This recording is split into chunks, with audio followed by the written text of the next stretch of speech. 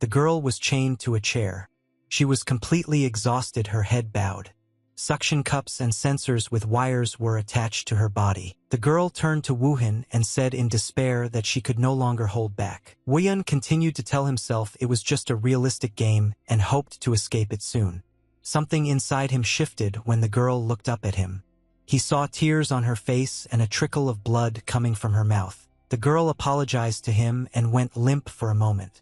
Woohyun loudly screamed denial and began cursing everything around him. A young man was chained to another chair. His clothes were bloody.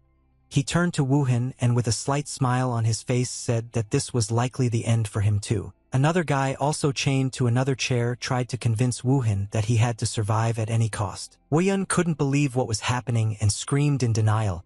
Time passed, but he had no choice but to accept it. The young man looked around and begged the boys not to abandon him.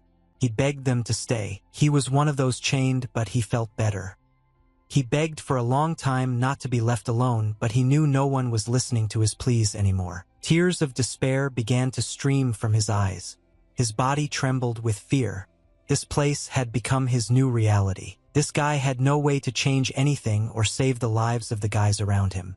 This caused Woohyun a lot of pain. This game was called Reverse Planet, and it was the game that took first place in the entire world in the virtual reality genre. With concepts such as dimension gates, supernatural powers, and invasion wars, it has earned high praise from players. The guy entered this game on the recommendation of a friend and found himself locked in this world. He couldn't even imagine how that very conversation about the amazing game would turn out. In the world where the inverse planet manifested itself as a true reality, everything was completely different, and the young man acted as a test subject. The subject was congratulated on being one step closer to becoming a transcendent of the Transcendence Project. Transcendence was a crazy research project involving thousands of people with the goal of creating the only transcendent. The kidnapped victims were used as test animals and subjected to electric shocks, forced drug injections, and body modifications. In a word, all these experiments were completely inhumane. In the event of an unsuccessful experiment, the corpse was burned and the participants were moved from place to place, literally sorted. Woohyun held out longer than anyone else and knew that he could never forgive these people. The boy couldn't accept that this was his current reality, one that would never end. This only fueled his hatred. He understood perfectly well that he had to survive to achieve his revenge. At one point, a siren came on from the speaker warning that all the test subjects had escaped and that they should arm themselves and be ready to fight them. It was a great miracle that the prisoners managed to escape, and they all ran in a group towards the exit. There was very little left.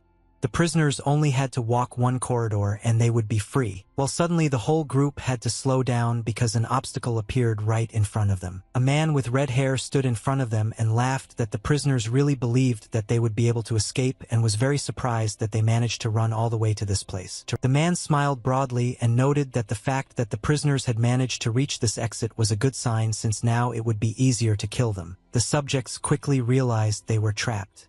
Everyone understood that this man seemingly out of nowhere posed a grave danger. One of the prisoners turned to Baek Woohyun and asked him to cover the rest from the rear while they tried to delay the enemy. The man shouted and called the prisoners fools and promised that he would kill them with just one blow. Woo-hung was the first to pounce on the man blocking the way and grabbed him tightly with his arms, giving the other prisoners the opportunity to run to the exit. The man screamed, but his cry was abruptly cut off by a hoarse groan. The man's body went limp. Woohyun instantly found himself on the floor next to the lifeless body of the enemy, but nearby, he also discovered the bodies of the prisoners who had not yet managed to escape. Woohyun couldn't hold back his tears. He was overcome with pain and despair.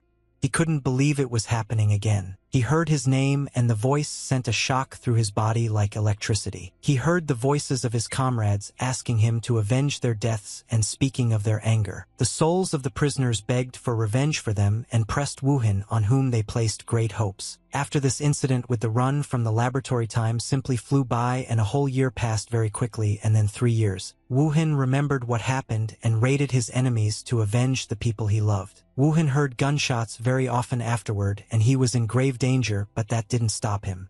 Woohyun killed again and again, but his desire for revenge didn't wane. On the contrary, it only intensified. Woohyun was fortunate to have honed his excellent fighting skills, making revenge a relatively easy task. Woohyun was incredibly agile, fast, and intelligent. He killed his enemies in seconds before they even had time to react. The only problem was that he harbored a vengeance that seemed to have no end.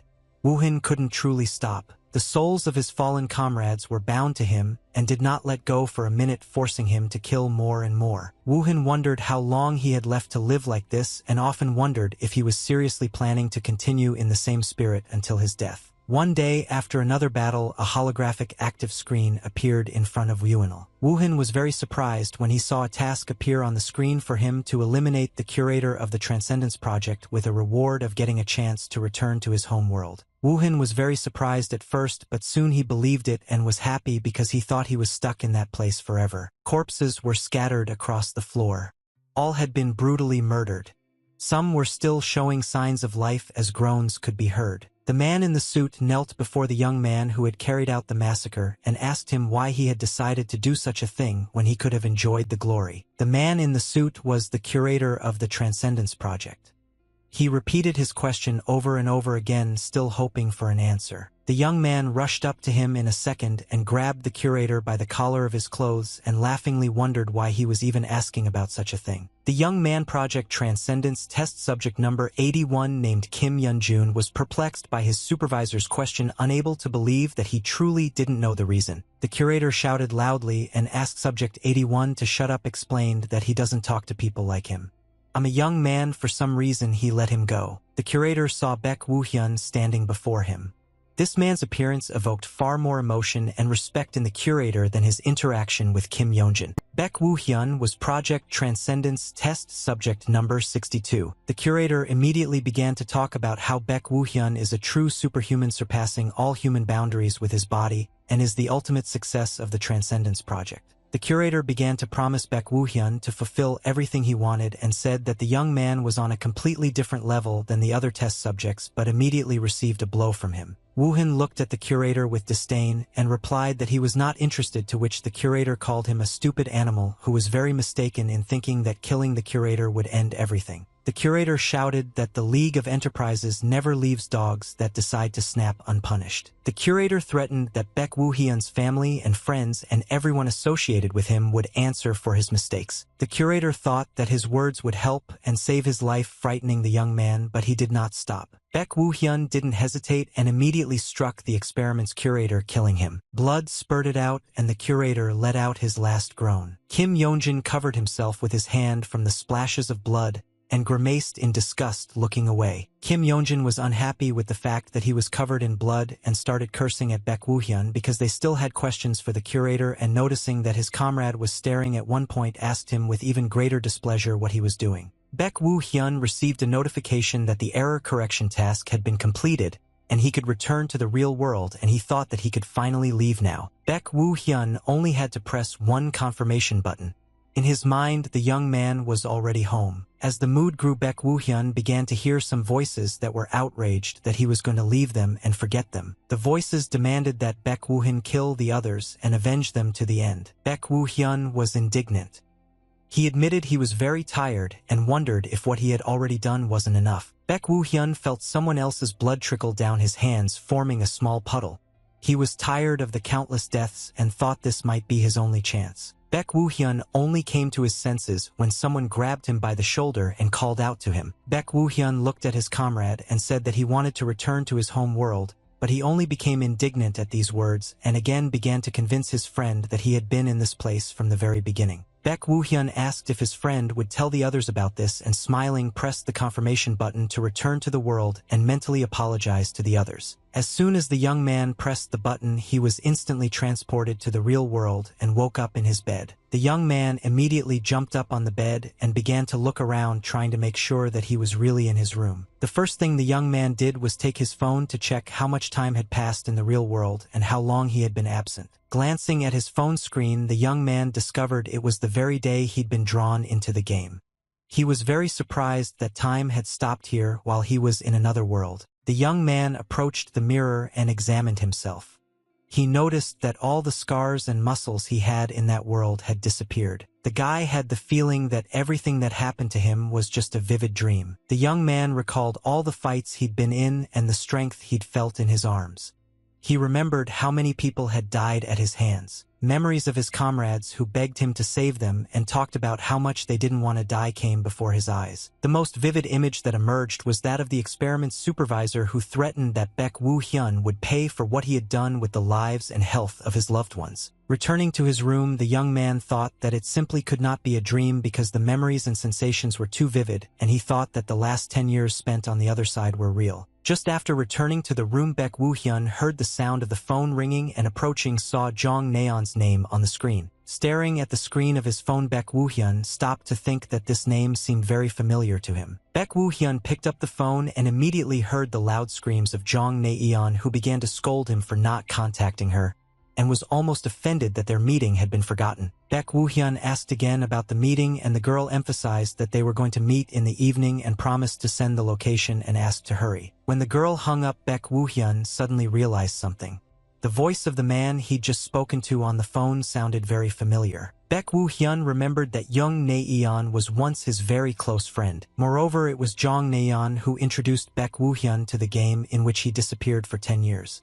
Baek Woo-hyun wondered if the girl could have known and planned everything, but before jumping to conclusions he decided to meet her first. Soon Baek Woo-hyun went to one of the city's establishments where Jong Naeon was waiting for him. When Woo-hyun entered the restaurant, the girl immediately noticed him and called out to him, beckoning him over. Jong Naeon had already taken one of the tables and was waving at Woo-hyun, openly happy to see him. Baek Woo-hyun went to the girl hoping that she was not to blame for his disappearance. Jong Naeon, noting that they were probably meeting for the first time after graduating from school, offered to have a drink, but Woo-hyun refused the offer. Woo-hyun thought that if he drank in such a state, he would have absolutely no way of predicting what he could do. Jong Naeon was surprised since when her friend refused to drink, but she suggested that he at least just order something to eat then. When the food arrived, the girl asked Woo-hyun if he had played Reverse Planet, reminding her that he had said he had tried to complete the training. Woo-hyun told his friend that he'd created a character and watched the intro, thinking to himself that he'd been sucked into the game immediately afterward. Jong Naeon was a little surprised by this response. The girl shared that she had the feeling that Woo-hyun hadn't played at all, but such nitpicking made him very angry. He understood that the girl didn't know that he spent 10 whole years in hell because of her, but he didn't know how to tell her about it, but he was still seething with anger. Jong Naeon sadly shared that she was really looking forward to her friend playing the game and reminded him that he promised to always be on her streams. She asked if he was a Coliseum ranker, noting that even displaying half that physical strength on her small stream would have caused a huge sensation. Baek Woo-hyun didn't really understand what they were talking about, but he quickly remembered that the girl had once mentioned streaming, and now it became clear to him why she had begged him to play with her. At the same time, Woo-hyun doubted that he had actually promised her, but the girl insisted that he had promised to show up at least once. After returning home from the meeting, Baek Woo-hyun immediately sat down at his computer. Woo-hyun began researching information about the game, even revealing that the developer's headquarters were in Silicon Valley. Leaning back in his chair, Woo-hyun let out a heavy sigh and asked himself to stop, because going to the developer's headquarters wouldn't solve his problem anyway. Even if he said that he ended up in another world because of their game, they would think he was crazy. Woo-hyun also thought that even if the developers were involved in such a nightmare, this expedition would be even more dangerous because it was unclear what would happen if they stirred up a hornet's nest. Woo-hyun leaned slightly in his chair and thought about what he was doing, because he should just be glad to get out of that hell and he shouldn't check anything else about this game. Woo-hyun thought that he should just forget about this game and think about the fact that he returned to his home world home. Woo-hyun tried to spend the following days with his old acquaintances, but he felt no joy at all. The young man tried not to show that anything was wrong and continued to communicate with his friends who had no idea what had happened to him. Baek Woo-hyun was just trying to live a normal life like an ordinary person and not stand out from the crowd. He went to classes at the university, talked with his friends, walked around the city, but obsessive thoughts did not leave his head. He began to be haunted by thoughts that he couldn't be completely sure he had entered the true reality or whether it was even his. He felt someone's hands on him, the hands of some spirits. It happened that these visions were so realistic that he would shudder and jump in place, starting to look around. While looking around, Woo-hyun never noticed anything strange, although she felt that something was starting to go wrong. He again heard voices from his past reality asking him to avenge them again. At some point, these voices became unbearable. Right in the middle of the lesson, Woo-hyun jumped up from his chair and ran out of the room. His classmates were very surprised by this behavior from a guy who had previously seemed quite normal. But no one could explain what was happening to him. Woo-hyun stood in the hallway leaning against the wall. He tried with all his might to control his thoughts and stop hearing those intrusive voices in his head. His vision intensified, and it seemed to him that some spirit was touching his back again. At some point, the introduction and reality intertwined, and Woo-hyun, defending himself, grabbed the hand of some guy who only wanted to help him. Woo-hyun pulled the boy toward him and was ready to strike him, defending himself in every way possible. He felt as if he had a sharp knife in his hand that could save his life. But fortunately there was no knife, and Woo-hyun simply slightly grazed his acquaintance with his fist. The young man was very surprised and, rubbing his hand, asked Woo-hyun what he had done. Woo-hyun apologized and explained that his comrade had simply scared him a lot. As the young man walked away, he noted that many people were saying that Woo-hyun had been acting very strange lately. After this incident, Woo-hyun never returned to the classroom, but instead went out into the courtyard and bought himself a can of drink. Woo-hyun asked on a bench not far from the machine and bowed his head, thinking. Even then, the visions didn't leave him. Souls from another reality reached out to him and whispered loudly. The souls begged the young man to return and fight for them, forcing him to avenge them. Suddenly, all the visions stopped, and Woo-hyun saw his friend in front of him, who smiled at him and noted that he looked as if he had seen a ghost. Sitting down next to her, Jong Naeon noticed that her friend had been feeling a bit tired lately and asked if anything was wrong.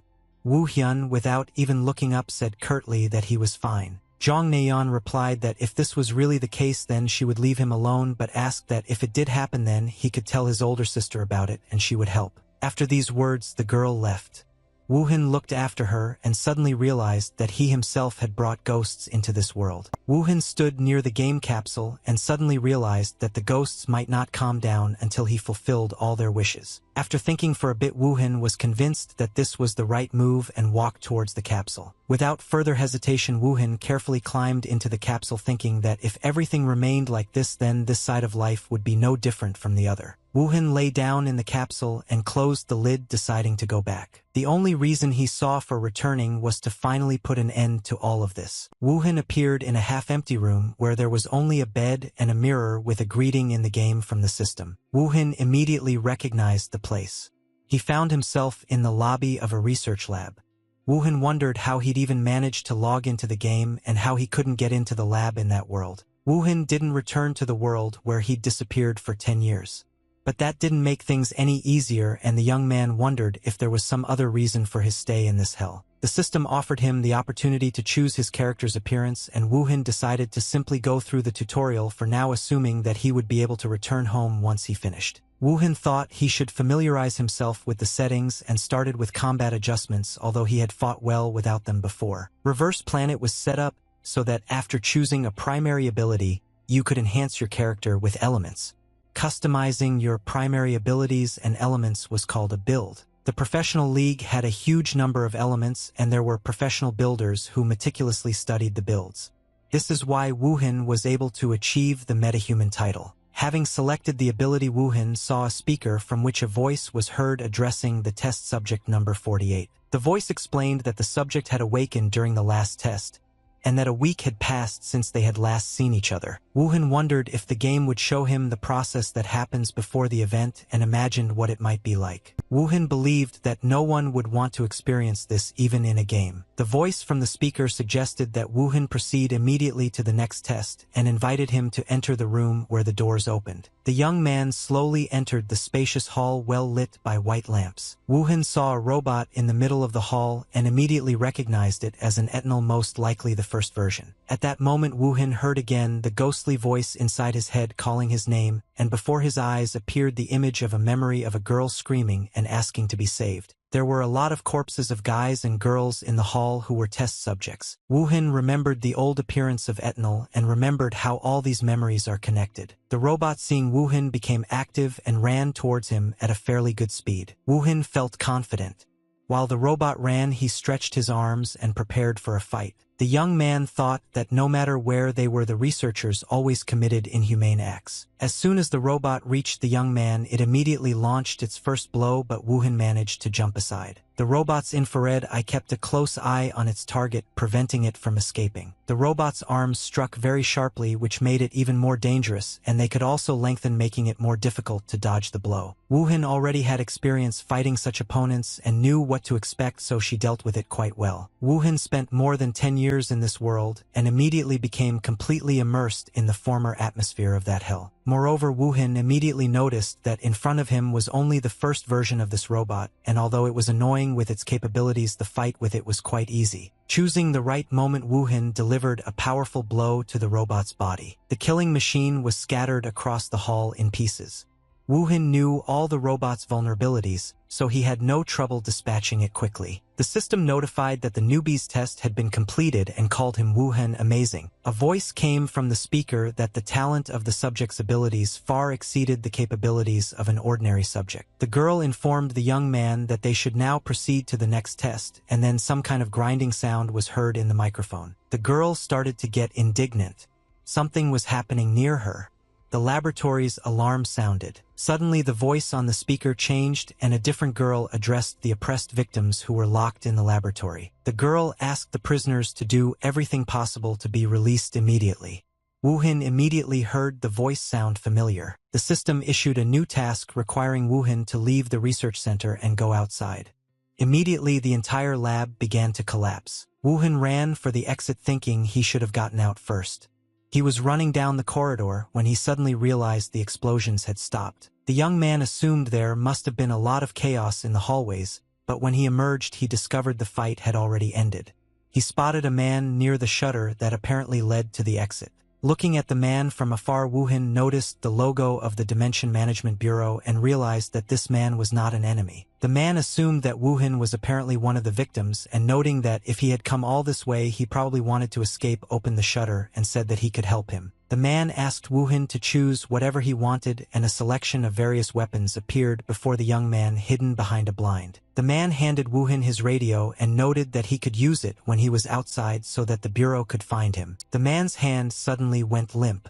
Woohin realized with pity that the man was dead. Woohin didn't mourn the loss of the bureau member for long until he heard some sounds behind him. Another robot appeared behind him, literally emerging from the fire that had already engulfed the corridor. Woohin, thinking that he was just inside the game and only needed to take one step towards the development of the plot, hurried to choose his weapon. As soon as the young man made his choice, he again felt the presence of souls that demanded revenge, but for some reason Woohin felt disgust. Meanwhile, someone who appeared in the game said out loud that he was surprised that he was playing the country's favorite game. Kang Soyel, a professional gaming streamer, noted that her hipster pride was hurt by this fact. In the chat under the girl's stream, users began to complain about her speaking so negatively about the game, but the streamer noted that she didn't choose this punishment but promised to play, and since she never breaks promises to her viewers, she does so. The chat started to complain again about the game's choice, but the girl quickly changed the subject and said that as punishment for not being able to complete the last game, she wanted to dominate this one. Kang Soyel quickly saved her character's appearance, and saying that she was going to choose a cool ability also made her choice. The girl set the combat correction to 50%, but this only made her chat laugh, and he demanded to reduce the combat correction to 0. Kang Soyel wondered if it would have been possible to complete the training without any assists at all. The girl thought that according to her research, the overall percentage of users who refused the assist was 0. Kang Soyel trained using indie games and was confident in the physical exercise, but without correction it would still be like controlling a third arm that suddenly appeared. The chat continued to demand that the combat correction be reduced to 0,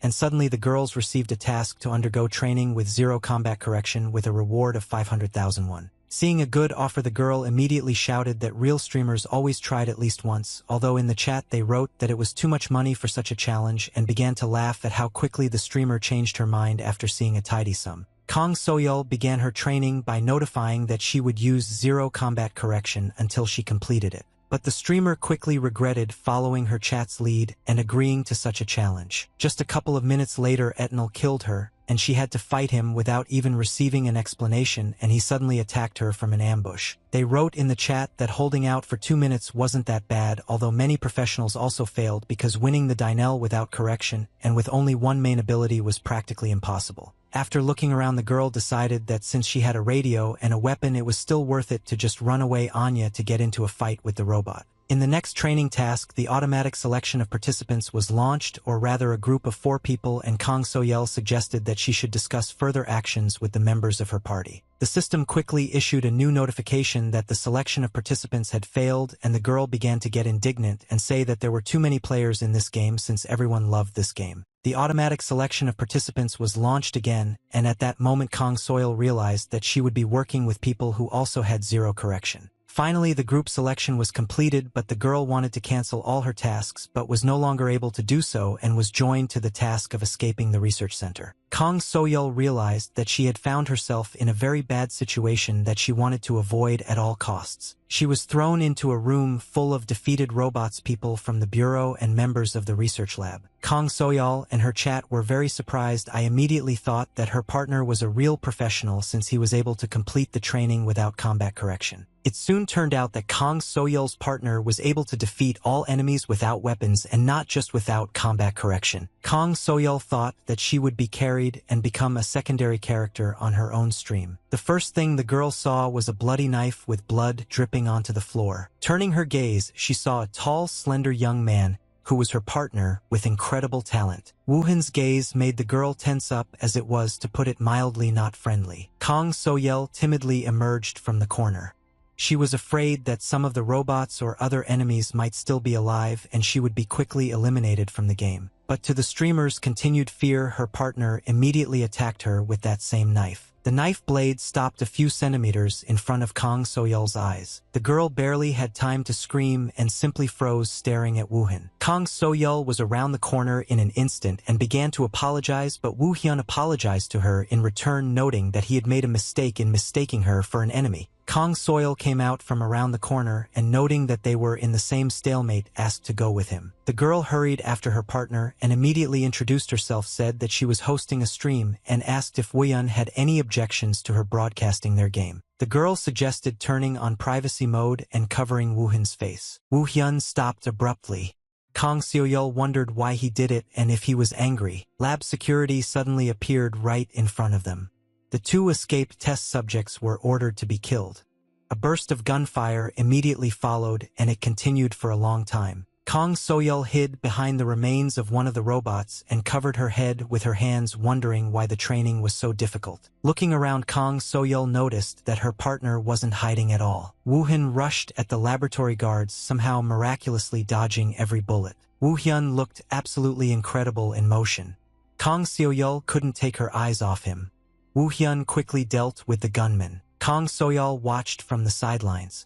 The girl turned to her chat and noted that she wasn't very knowledgeable. When it came to the topic of the reverse planet, she assumed that what was happening was simply impossible. The girl asked the chat if anyone knew what ability her partner used.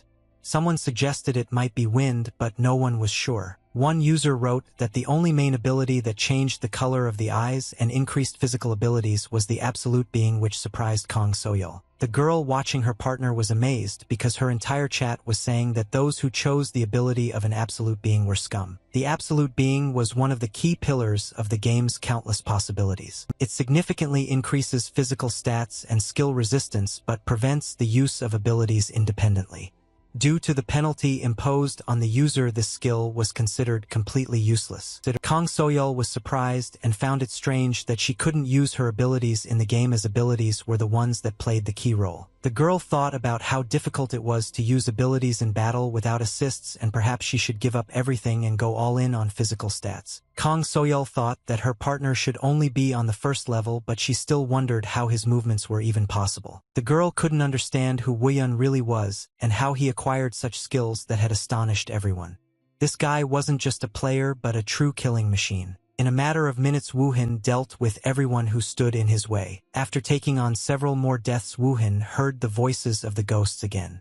The ghosts insisted that it wasn't enough. The souls demanded that he be even more cruel in his revenge and said that they were not satisfied with his successes. Suddenly another one of the laboratory soldiers appeared from around the corner and immediately opened fire. The soldier aimed straight at Woohin's head, ignoring the girl. Kang Soyeol immediately jumped out of her hiding place as soon as she saw that her partner was in danger. Kang Soyeol wasn't hiding anymore.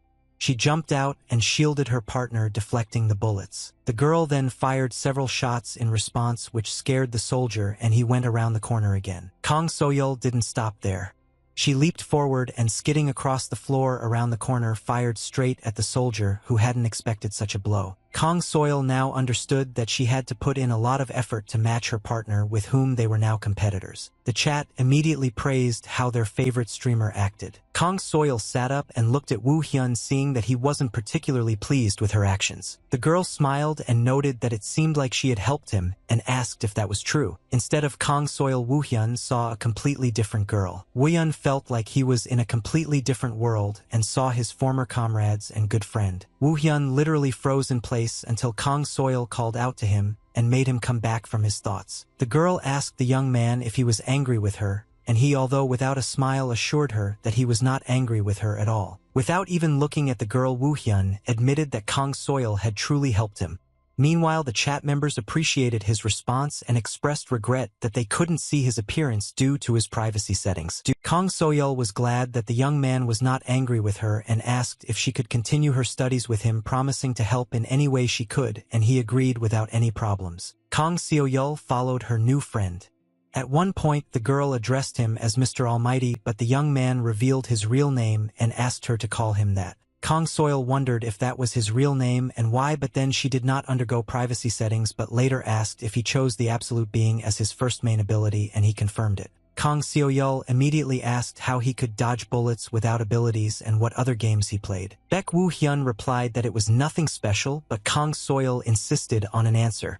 She didn't understand what was wrong, that he didn't want to tell her about it. Instead of answering her question, Woo Hyun stopped and noted that there were 2 more Eternals about 20 meters ahead of them. Kang Soyeol was amazed that Woo Hyun didn't have the ability to detect, but he could still determine how far away the enemies were and how many of them there were. When Kang Soyeol and Woo Hyun turned down the corridor, the girl was convinced that her comrade was absolutely right about the number of enemies. Walking slowly towards the robots, Woo Hyun said thoughtfully that he really enjoyed playing Coliseum back in the day. Woo Hyun entered the fight like this, not facing 2 dangerous opponents.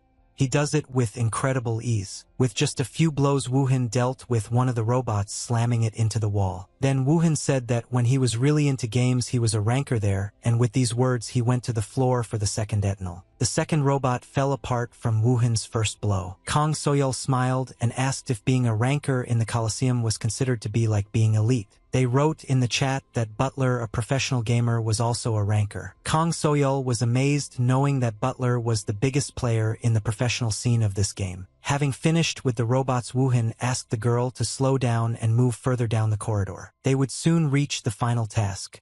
A red-haired man appeared before them, delighted to note that they had indeed reached it. This man was the lab's head of security and the training boss.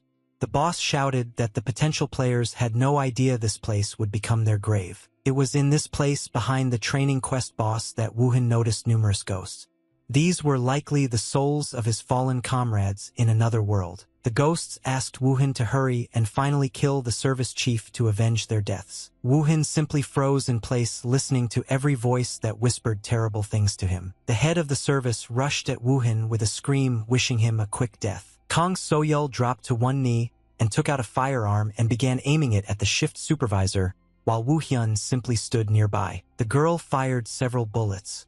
The bullets, upon reaching the shift supervisor's body, slowed and melted into a barrier that appeared around him. Kang Soyeol nevertheless decided to find a shelter for herself and hid behind the wall, warning Woo Hyun that she would cover him from there. Woo Hyun slowly moved towards the game boss, thinking that it was just a game, although he didn't believe it. He understood that the ghosts did not let him go in the real world, and he had to do everything possible to satisfy them at least a little. Kang Soyeol looked out from his hiding place and was immediately met with a powerful explosion and saw a large cloud of black dust appear in front of Woo Hyun. Kang Soyeol froze in bewilderment when she saw what else her partner was capable of. The head of the service was still alive and had no intention of retreating and only cursed Woohin. The boss got angry and gathering his strength jumped on Woohin, threatening to tear him to pieces. Kang Soyeol heard several blows in a row. Even the walls rang under the impact. The shift supervisor never managed to hit Woohin, who slyly dodged every one of his blows. The shift supervisor was getting increasingly angry at how long a small rat like Woohin could get away from him. Woohin gave the shift supervisor the opportunity to get his breath back and deliver blows. The laboratory's head of security continued to strike, advancing ever more harshly. In Kang Soyeol's stream chat, many users wrote that even one blow from the service chief could be fatal, but Woo Hyun miraculously turned away from each one. Someone in the chat wrote that they couldn't dodge this boss's attacks even with an assist, and at that very moment Woo Hyun counterattacked. The boss flew back some distance and grunted. The ghosts whispered to Woohin not to put away his iron skill. Woohin stretched his hands, came closer to the boss, and said that he would not die so simply and easily. The head of security looked at Woohin and did not understand how the test subject could become so powerful. Woohin said quite coldly that he had become so powerful precisely because of himself. Kang Soyeol stayed behind and watched the bloody mess that Woo Hyun caused. Soon the system displayed a notification that the task had been completed. Kang Soyeol wondered out loud what she was even doing in this place. Still, the girl smiled sideways, watching her new comrade, noting that no matter what happened they had defeated the boss, and now all that was left was to get out of the laboratory. Kang Soyeol called Woo Hyun and asked him to stop so that he could move on. And only this could bring him back to reality. The ghosts remained near the security chief's pipe, and Woohin no longer heard their voices. Soon Kang Soyeol and Woo Hyun found themselves near the door that led outside. Kang Soyeol asked if Woo Hyun was planning to continue with the main task that day. After looking closely at her partner, Woohin thought for a moment and replied that she no longer wanted to continue performing any tasks. Kang Soyeol asked Woo Hyun to wait a minute, then ended her stream and thanked him for waiting, and he asked her a counter-question about what she wanted from him. Kang Soyeol asked Woo Hyun to be a frequent guest on her streams. She really hoped Woo Hyun wouldn't refuse. Kang Soyeol explained that they mainly participate in main quests and sometimes participate in PvP. The girl promised that she would try to ensure that the streams took place in accordance with his schedule, and in addition to this offered to provide a decent payment for participation. Woo Hyun looked down at the floor and apologized. Kang Soyeol realized this meant refusal and also realized she couldn't convince him otherwise. Kang Soyeol hoped for something but asked to add him as a friend, and Woo Hyun agreed. Before leaving the game, Kang Soyeol thanked Woo Hyun and noted that it was fun to play with him and hoped that he would like the game. Kang Soyeol left the game. Woo Hyun was left alone, realizing that the training was complete. The young man didn't understand why he hadn't returned to the other side yet. His anxiety was growing, but Baek Woo Hyun still didn't know much. Soon he was to learn about one person who would greatly influence his future life. Baek Woo Hyun had an interesting future ahead of her that he couldn't even imagine. Early one morning at the Korean branch of game developer Planet Earth, the entire office was thrown into chaos because of one player. This was an unprecedented incident in the company's history.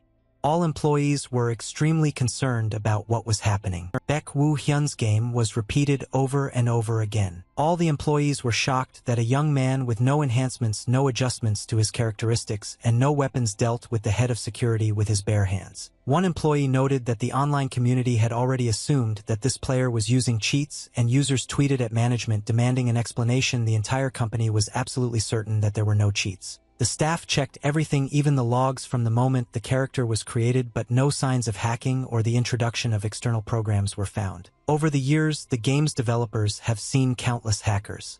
Some even dared to walk through walls. One of the game hackers used invisibility in duels. The developers have seen a lot, but they have never seen anyone move the way Baek Woo Hyun did. Many of the developers were convinced that this was impossible even with the help of cheats. This guy was probably just a psychopath, if not a cheater. One of the developers emphasized that there was, however, a very small chance that this could be a new hack that they had not discovered, and the others agreed with him. The whole company was thinking that a very thorough check was required and the future of their product depended on it. A few days later, Woo Hyun met his close friend Jong Naeon at a local cafe. Woo Hyun learned from a close friend that his game had turned the internet community upside down. No one confirmed this, She was delighted by the news and noted that there was complete chaos and people even started their own challenges. The girl said that people insisted that Woo-hyun used cheats and admitted that she herself was shocked when she first saw the video. Woo-hyun was surprised that Noyeon even recognized him considering he was wearing a mask, and the girl reminded him that he'd given his name and that she'd also seen him fight before.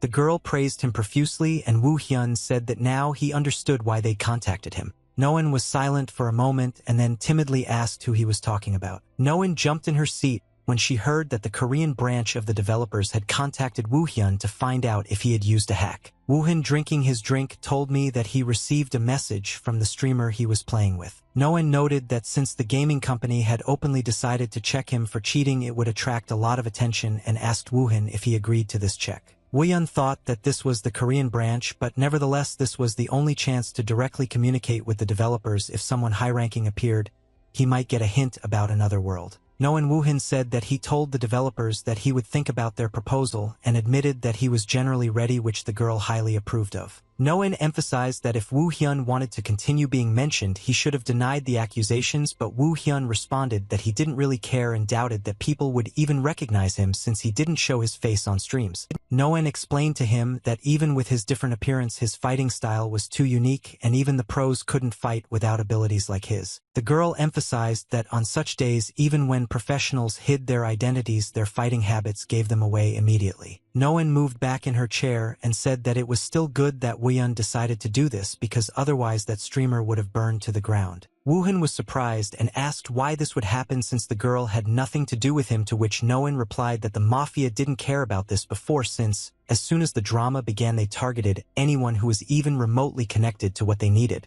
According to Noyeon, mafia could soon target us and that streamer girl just to get to Woo-hyun, which surprised him greatly. Woo-hyun looked at the glass with his drink and thought about Kang So-yeol. Kang So-yeol, upon receiving Baek Woo-hyun's message agreeing to the test, was shocked but happy. The girl understood that with this level of excitement her channel's viewer count would skyrocket. For her development and career this was great news, and all that was left was to wait a little longer. Kang So-yeol warned her viewers that they would soon witness something they had never seen before in the game's history, and announced that a cheat check stream was expected soon. For days later, the next game stream began. Woo-hyun arrived at the broadcast completely calm and collected. Kang So-yeol soon appeared and immediately ran up to him asking if it was hard for him, and began to apologize, considering herself to be at fault. Woo-hyun asked the girl not to worry, assuring her that he was fine, but asked if she herself didn't suspect him of anything, to which the girl replied that she saw with her own eyes what he did that day. Kang So-yeol thought to herself that what was even more important was that Woo-hyun's eyes looked like the eyes of a crazy killer, and she thought that a cheater couldn't look like that. Kang So-yeol suggested to Woo-hyun that they start the stream and continue the game, to which he agreed. Kang So-yeol greeted her subscribers and all the viewers began chatting, expressing their joy that the show was finally starting. Kang So-yeol was amazed that there were already 10,000 viewers at the very beginning of the live broadcast, which only proved how much interest this issue generated. Baek Woo-hyun introduced himself after Kang So-yeol, and immediately after that accusations poured into the chat that he was indeed a cheater and was not even embarrassed to appear in front of them. Kang So-yeol warned her viewers that if they wrote nasty things she would ban them from using the chat altogether. She then asked Woo-hyun what he thought about the whole situation. She wanted to hear his answer before they began the main investigation. Woo-hyun responded that they simply found it ridiculous that something like this would cause controversy, and this caused another wave of outrage from viewers. Kang So-yeol smiled and said that it was too amazing to just call it something like that, and after reading the viewers' questions about how the player was going to prove that he was not a cheater, she said that they invited a special guest to check. A man in trousers and a shirt appeared behind them holding a notebook in his hands. The man greeted him and introduced himself as Park Ju-myun, the manager of Task Force 1 at Planet Earth, Korea. Woo-hyun looked at this young man and thought that the task force manager most likely knew something, and thought that after checking it was worth asking him a couple of questions. Kang So-yeol and Woo-hyun thanked the manager for taking the time to come and see them. The manager looked at Woo-hyun and the first thing he thought was that this young man looked quite good. The manager smiled and explained that he would take Woo-hyun to the inspection area. They soon found themselves in a separate training room that players used to practice their skills or fight. The manager said that, as mentioned earlier, they would conduct several combat tests to check whether there was any help from the program. The manager examined Woo-hyun and asked if he agreed to be tested. Woo-hyun looked around and thought he'd never seen anything like this in another world before. He responded that he did. He smiled at the manager and announced the start of testing. His gaze was directed toward the doors at the other end of the room. The doors soon opened and a robot appeared from behind them, who was Woo-hyun's opponent. In the chat, they immediately learned that this robot was a mid-level Etnol and was a very strong opponent. The moment the robot appeared in front of Woo-hyun, the young man's eyes immediately sparkled. At that moment, he heard the voices again. The ghosts said they were afraid and again asked him to avenge them. The manager looked at his notebook and began to explain to Woo-hyun that from now on he had to kill this robot, but before he could finish speaking, the manager discovered that the young man had already rushed to the attack. The manager was amazed at such quick action on the part of the subject. It all seemed to happen in a second.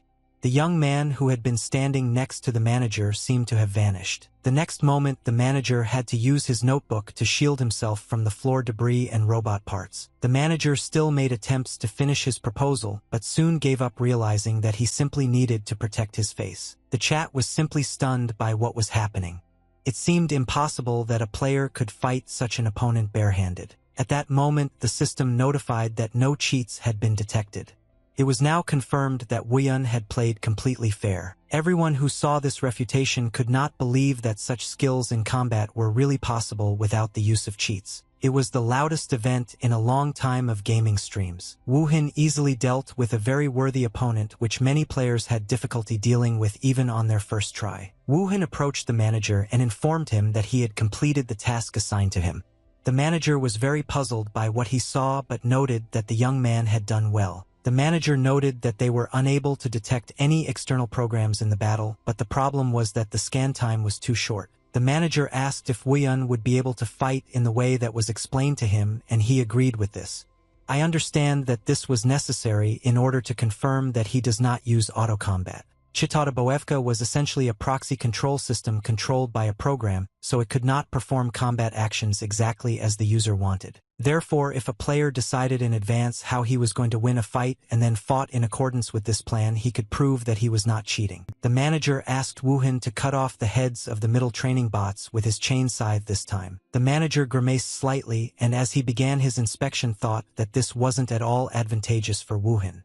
Training bots appeared in the gym and they had to deal with them in a specific manner. Watching the player, the manager thought that he could not imagine him losing. The manager's suspicions were correct. The next moment he saw the young man easily dispatch these enemies. The young man's movements were truly astonishing. No one had ever seen such moves before. Woo-hyun's speed was also particularly noteworthy.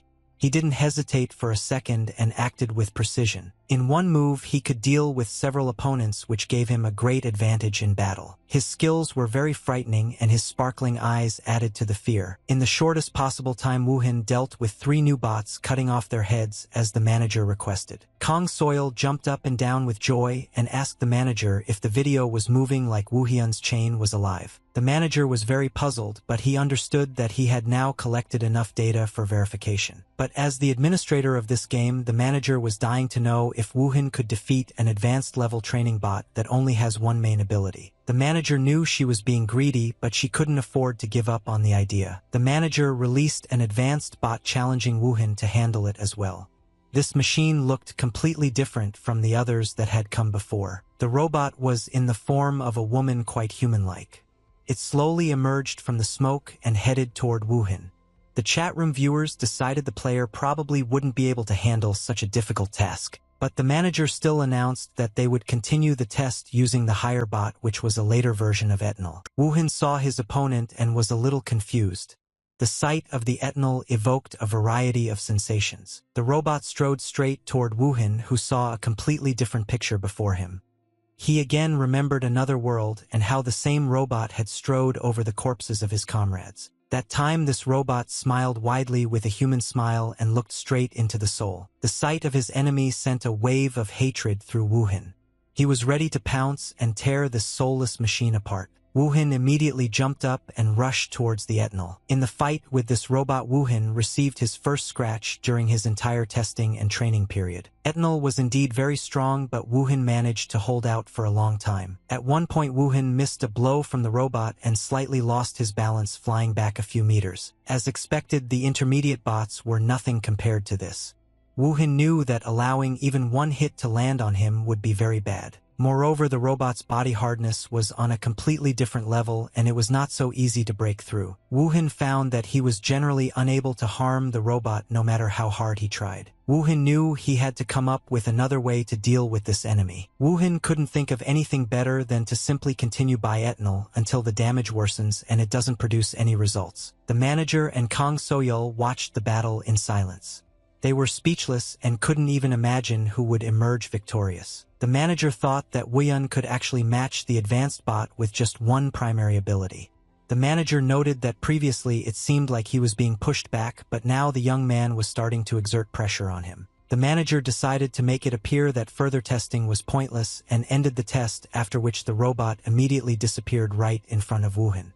The manager explained that he had deleted the training bot since enough data had been collected for testing. Kang Soyul asked the manager what the results of the check were, and he replied that it was clearly confirmed that no external program was involved at all and that Woohyun was not a cheater. One user noted that the post accusing Woohyun of cheating was immediately deleted.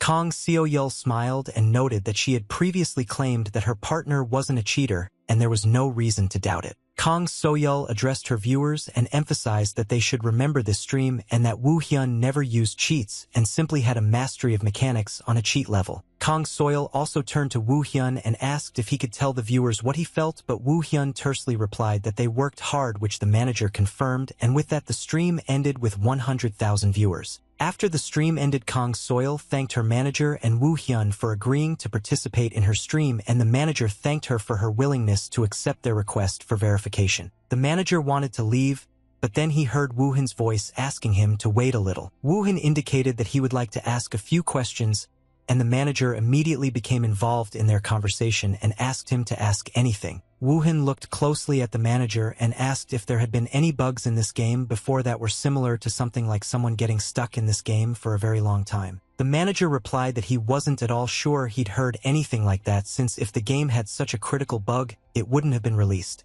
Woohyun remarked that he'd heard and understood everything and was openly upset. The manager disappeared, leaving Kang Soyul and Woohyun alone. The girl told him that she planned to share the income and broadcasts and asked if he would mind contacting her later, and Woohyun responded by asking him to call him next time. Kang Soyul looked at him, thinking she couldn't just let him go since this man was her music video farmer.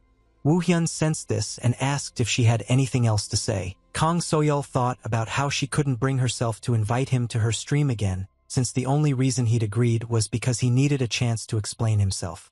Still hesitant, she said goodbye and left the game. Woohyun reflected that he hadn't received as much information as he'd expected, and this was very disappointing.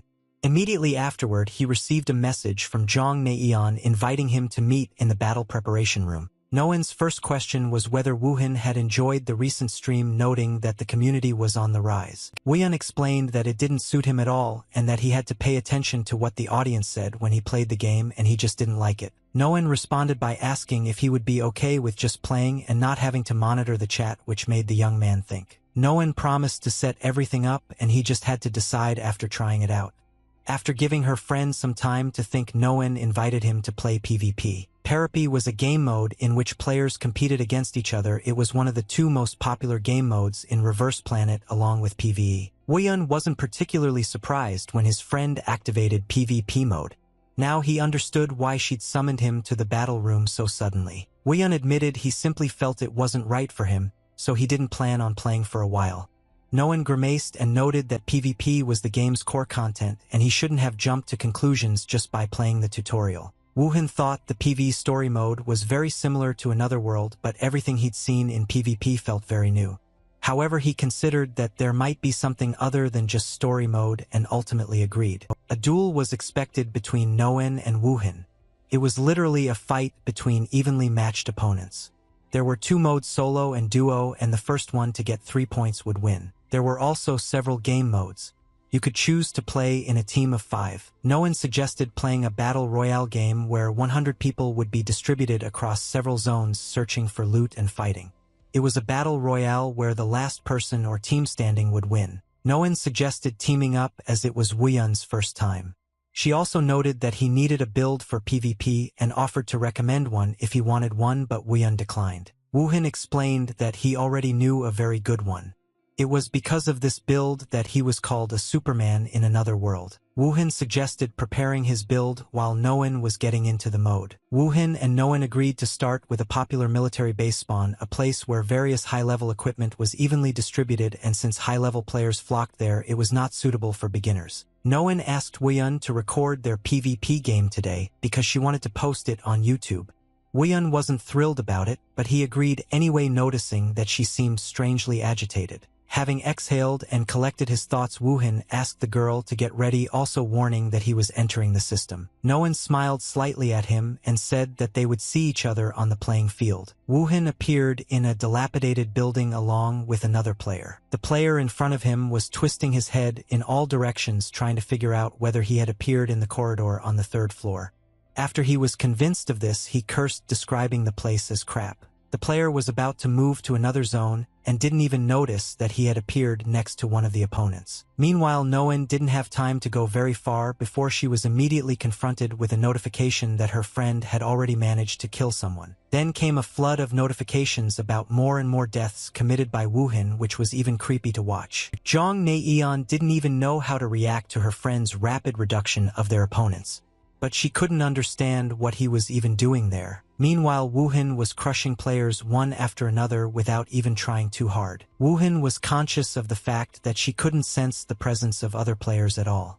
After dispatching another, he assumed it was the last survivor in the area. Despite this, Woohyun did not expect to encounter 4 people at once when he went down. Now that he was done farming loot, it was time to leave, and he took the most favorable path for him. At that moment, he heard the voice of his friend asking him to help her as she was surrounded by enemies. Woohyun immediately opened the map to see where Sun Noan was. He discovered that his girlfriend was a block away across the street, which was quite far away. Woohyun told her that he was already on his way and asked what part of the building she was in, to which Noan replied that it was on the roof of the 3rd floor. The girl also warned that there was such a loud noise coming from below that it seemed to her that someone was fighting on every floor. Woohyun quickly arrived on the scene and rushed to attack the players he just saw. The players couldn't figure out why Woohyun was so fast.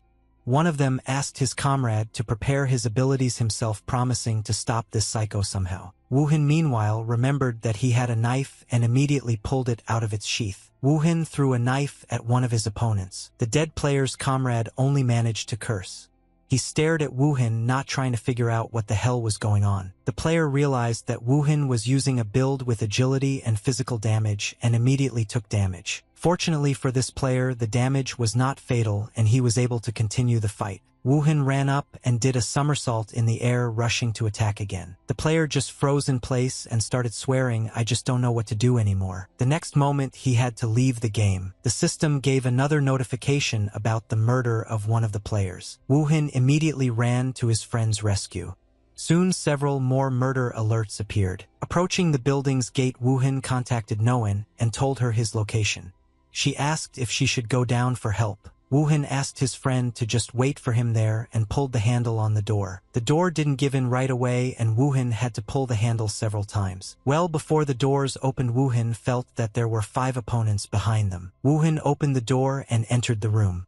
Behind the open doors lurked the first of the players who had decided to set up an ambush. The player raised his hand in the mosque with a smile. "I think he will be able to defeat Woohyun this way." Before he could swing his sword, the player found his hand already held by Woohyun. The young man immediately felt strong resistance and realized that he had made a mistake. The next moment he had to exit the game and the system issued a notification about another murder. After throwing the player's body away, Woohyun thought about how he should have picked up the pace. Woohyun sped up to the 2nd floor as fast as he could, and in no time 4 more murder notices appeared. Jong Naeon stood in her hiding place and only had time to watch the pop-up notifications, not understanding how Woohyun managed to do this at all. Noan smiled, noting to herself that Baek Woohyun now looked more like a smurf. Distracted for only a second, the girl immediately heard rustling sounds behind her and turned around sharply. The girl thought that it was one of the other players who managed to get close to her unnoticed. Woohin was very surprised when Noan, who was trying to defend herself, struck him. Noan apologized, noting that she hadn't noticed him and confused him with another player.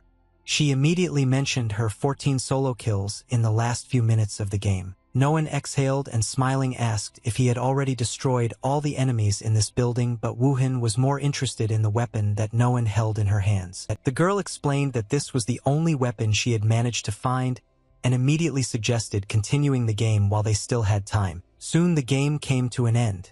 Noan, shaking with exhaustion, noted that they had won 10 times in a row and that she couldn't play any more games and suggested they end it. The girl thought that in any case her friend, whom she considered an ordinary college student, turned out to be a crazy machine or murderer, and hoped that someday she would be able to invite him to the stream. Noan asked him to wait a few days without performing his main tasks so that she could make him a formal proposal, but he repeated that he was not interested. Noan continued to insist and asked her to listen, promising that she would come up with something interesting, and then left the game. Woohin, as usual, was left last in the game alone with his thoughts. In the end, he too couldn't get any hints from PvP and left the game. Meanwhile, in one of the multi-story buildings in the residential areas, Consoil was relaxing in your apartment. The girl was lying on the bed and scrolling through the verbal feed of social networks. She went into the discussions and saw that a lot of threads were created about Woohin and thought that this was the jackpot. Woohin's last stream attracted 100,000 viewers. She wondered if something similar would happen again in her streaming career. Kang Soyeol really wanted to continue streaming with Woohin and thought that maybe she should have tried a little harder to get his consent. The girl recalled how he turned her down, explaining that he simply didn't want to stream. She thought he wasn't being precise, but she was nonetheless convinced that it seemed he'd made his decision. Kang Soyeol decided she should start hunting for his share and open the app to see how much they had earned. The girl froze and immediately blushed when she saw the number. But she never expected such a result. The next day, Noan invited Woohin to a cafe. Woohin came, noting that he was very curious about why the girl had called him so suddenly. Noan took her laptop with her and opened it, showing a project of possible joint streams. Noan was very pleased and explained that she had created a presentation overnight to convince him to stream. Noan recalled their conversation about how he might consider and agree to host the stream if he didn't have to monitor the chat. Draw some conclusions. Noan suggested Woohin to host a reality show. Reality television was a broadcast format in which several actors gathered in a studio and watched footage of other actors. Noan explained that Woohin would play the game and she would maintain contact with the viewers. The girl also noted that if he suddenly decides that she alone is not enough, then they can involve professional casters. Noan also said with a smile that the profits would be divided 6-4, noting that this was very cool, but Woohin, with a dissatisfied look, reminded that he was not interested in this at all. Noan emphasized that Woohin apparently knew little about streaming profits and immediately remembered and asked if he'd made any profit from Soil's stream.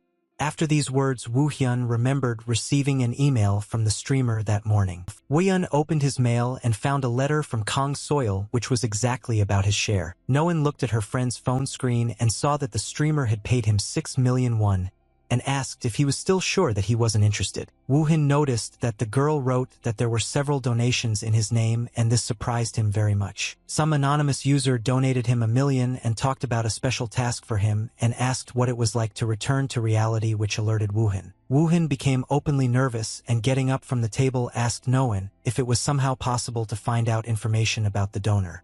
The girl asked why he needed this, since he would not be able to do this due to privacy laws. Noan explained that they wouldn't even be able to message them first and could only communicate during the broadcast. Woohin dried her and decided to agree. Woohin glanced at Noan and replied that he would start streaming with her. The girl was very happy about this and asked him just not to back out. Jong Naeon immediately announced that streams of the Woohin cheating game would begin soon. It was a beautiful Friday evening. It was a time when everyone could enjoy their leisure time and everyone had their own expectations. There were those who proudly called themselves nerds. These people gathered in front of their computers in united anticipation. These people have been waiting for the game broadcast from the cheater all week. 5 minutes before the game started, the hosts gathered in the broadcast studio. John Nguyen was incredibly nervous and shaking from her nerves. The co-host asked the girl not to worry, noting that they had prepared carefully and there shouldn't be any problems. Cha Sung-chul was a professional commentator. He shared with the girl that when he received the call and was asked to participate in today's broadcast, he too was very nervous. He admitted he never thought anyone other than Soyeol could summon 4 gammas on stream. These words slightly embarrassed John Noyeon, but she felt a little better. The girl thought Cha Sung-chul had promised to appear on the show as soon as he heard Woo Hyun's name and that she'd already talked about him a lot. After some thought, Noyeon suggested going live. The broadcast began. The hosts greeted the viewers. The chat immediately filled up with messages, and Noyeon noted that she could clearly see that many were confused because they hadn't seen the cheating game at the time and asked to be allowed to say that it was too early to be disappointed. The girl said that the cheater was already in the game. And at that moment, the viewer saw a broadcast from the game itself. The girl explained that the cheat tour in the show will also take the form of a reality show, and they will comment while watching Mr. Cheat Game's gameplay, which will in turn be hidden behind putty in privacy mode. Chan Noyeon, noting that she was sure everyone was eager to see this man's gameplay, suggested watching it together and announced the start of the game. Woo-hyun received a message from his friend about it. He launched the game and the radio in his hand vibrated. He received a notification from the Bureau of Management and the Otherworld. Woo-hyun found himself in the forest and was tasked with rescuing survivors so they could safely leave the forest and join the Bureau. Woo-hyun looked at the task and realized that it was exactly the same as last time. But in that world, Woo-hyun was only focused on escaping, and this time he had to change his game tactics. Besides, Woo-hyun didn't have much of a choice but to just run away again and not help anyone. Woo-hyun took a deep breath or shouted loudly, calling everyone to him. The loud scream was naturally heard by the soldiers and lab workers who were hanging around nearby. The soldiers immediately got married and began trying to guess where they should go. The soldiers immediately began their movement and agreed that it was worth attacking the survivor from 3 sides. Only after reaching Woo-hyun did the soldiers or the laboratories do so. Several groups ran out from different forest paths. Woo-hyun activated his superpower.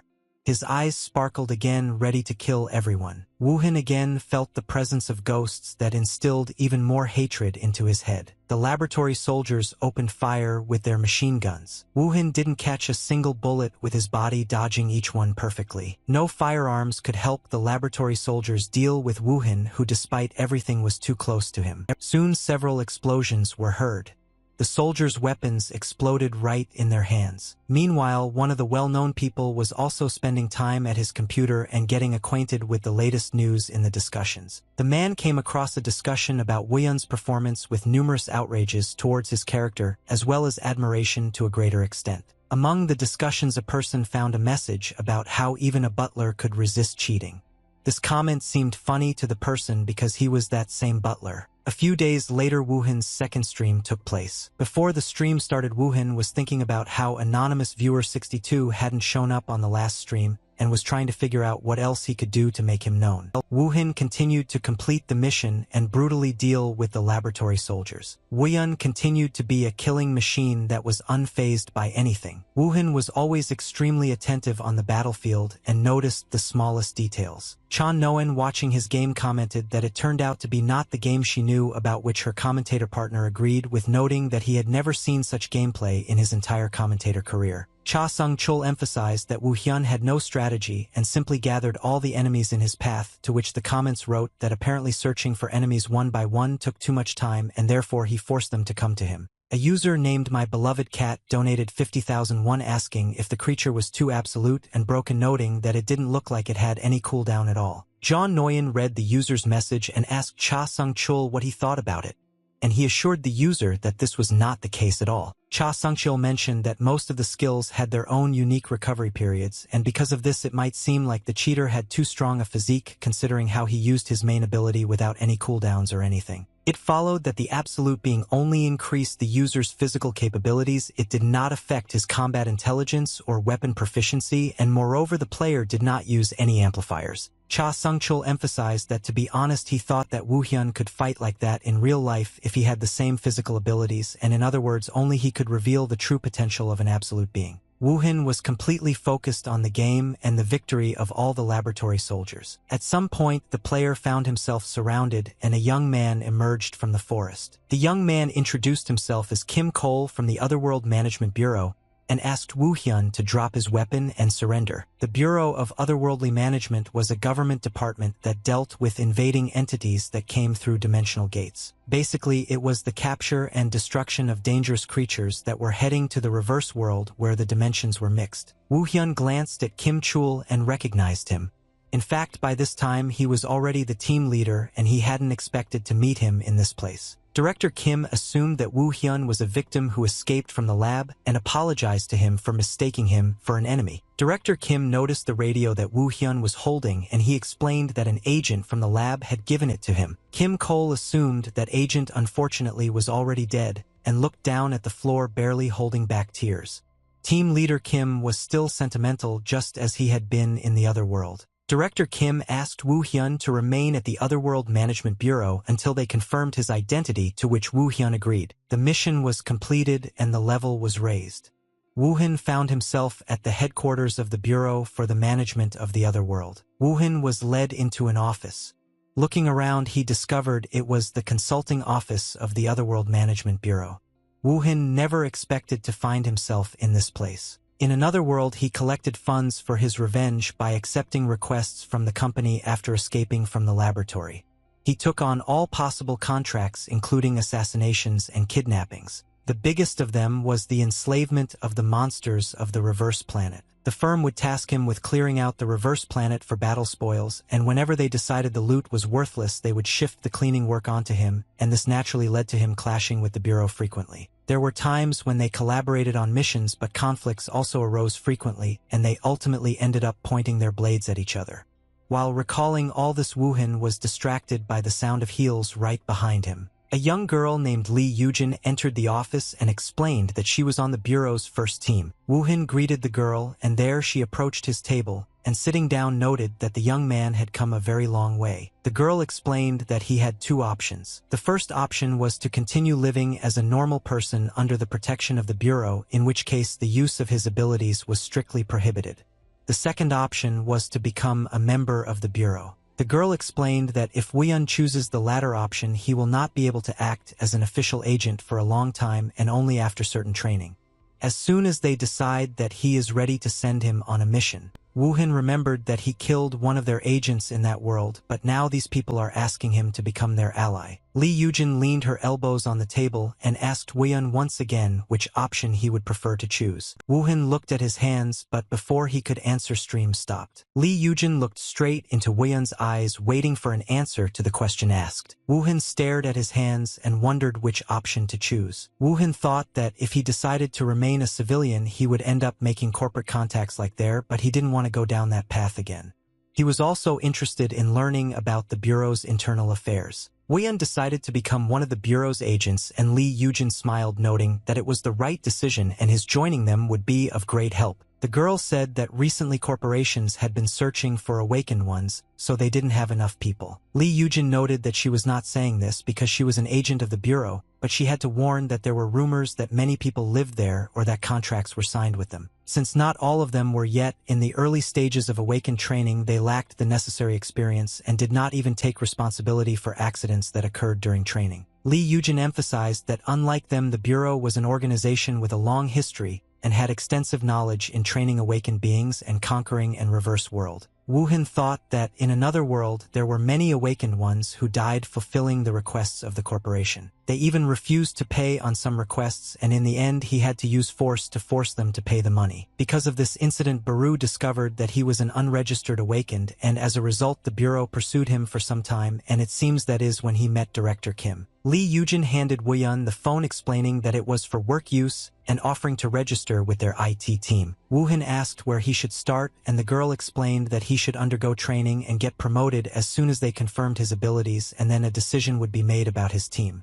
The girl noted that she really hoped that Woo Hyun would be sent to Team 1, in which she was a member, and getting up from the table, Woo Hyun replied that he also hoped for this because he was with her for a long time while he was in that world, although she did not know about it. Woo Hyun remembered how much she had done for him, even though they soon began to quarrel. But was it thanks to Eugene, who led the raid on the laboratory, that he and his comrade were able to survive? Lee Yujin and Woo Hyun shook hands and mutually hoped that they would be able to work together soon. Jong Noen, who was watching the gameplay, was very surprised at how Woo Hyun managed to talk so casually with NPCs because she thought it was impossible for game characters to communicate with her like that. Jong Noen recalled her personal experience interacting with this character, but her impression was completely different. The girl simply repeated the same words like a typical game character. Cha Sung-chul was also shocked and noted that Lee Eugene looked like a fully adapted and NPCs that could fully respond to any situation or request, unlike existing ones or NBC could communicate freely and without problems. Cha Sung-chul noted that this technology took up a lot of resources and most believed that it was impossible to implement in an online game, to which no one asked if this could happen. So the developers completely solved the resource problem. Cha Sung-chul replied that it probably wasn't true because if it were true, they wouldn't have made an Easter egg because of it, although it might have been necessary to fulfill certain conditions to unlock this function. The minimum requirement for this was most likely to start without combat correction, and this was the only difference between Woo Hyun and other players. Noen noted that in any case this was something that excited the forum, with which Songkal agreed, noting that he personally would be awake in anticipation of what the developer would announce. Cha Sung-chul thought that since she was very interested in the storyline, he was sure that in this situation she would be very intrigued and could perhaps attract a big figure to the show as a guest. Cha Noen asked viewers to wait for the next stream if they were interested in learning more, and informed them that from now on they would be switching to beer-based content. Soon Woo Hyun appeared in the battle preparation room waiting for his girlfriend.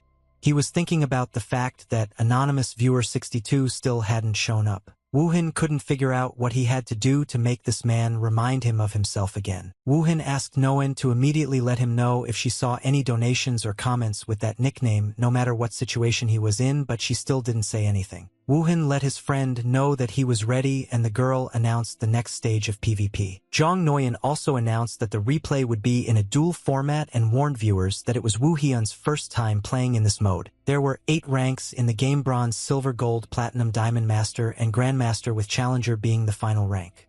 To reach Bronze, you had to win 10 times in the regular league. Cha Sung-chul said that according to statistics, it took a professional player about 30 minutes to do this, while the average player needed about 2 hours. Immediately, one of the users offered a mission for a donation of $500,000, where the goal was to win 10 games in a row in less than 30 minutes, and Woo Hyun immediately agreed to it. Cha Noen commented that it was getting incredibly exciting, and her co-host agreed, suggesting they watch the broadcast to the end to see if they could cheat regame and complete the mission. It was then that Jong Noen and Cha Sung-chul realized something very important after seeing how Woo Hyun handled himself alone on the battlefield in duel mode. Cha Sung-chul couldn't take his eyes off the screen and even forgot that he was working as a commentator. Woo Hyun used a weapon that Cha Sung-chul had never seen before. Woo Hyun used 2 identical balls suitable for hand-to-hand combat.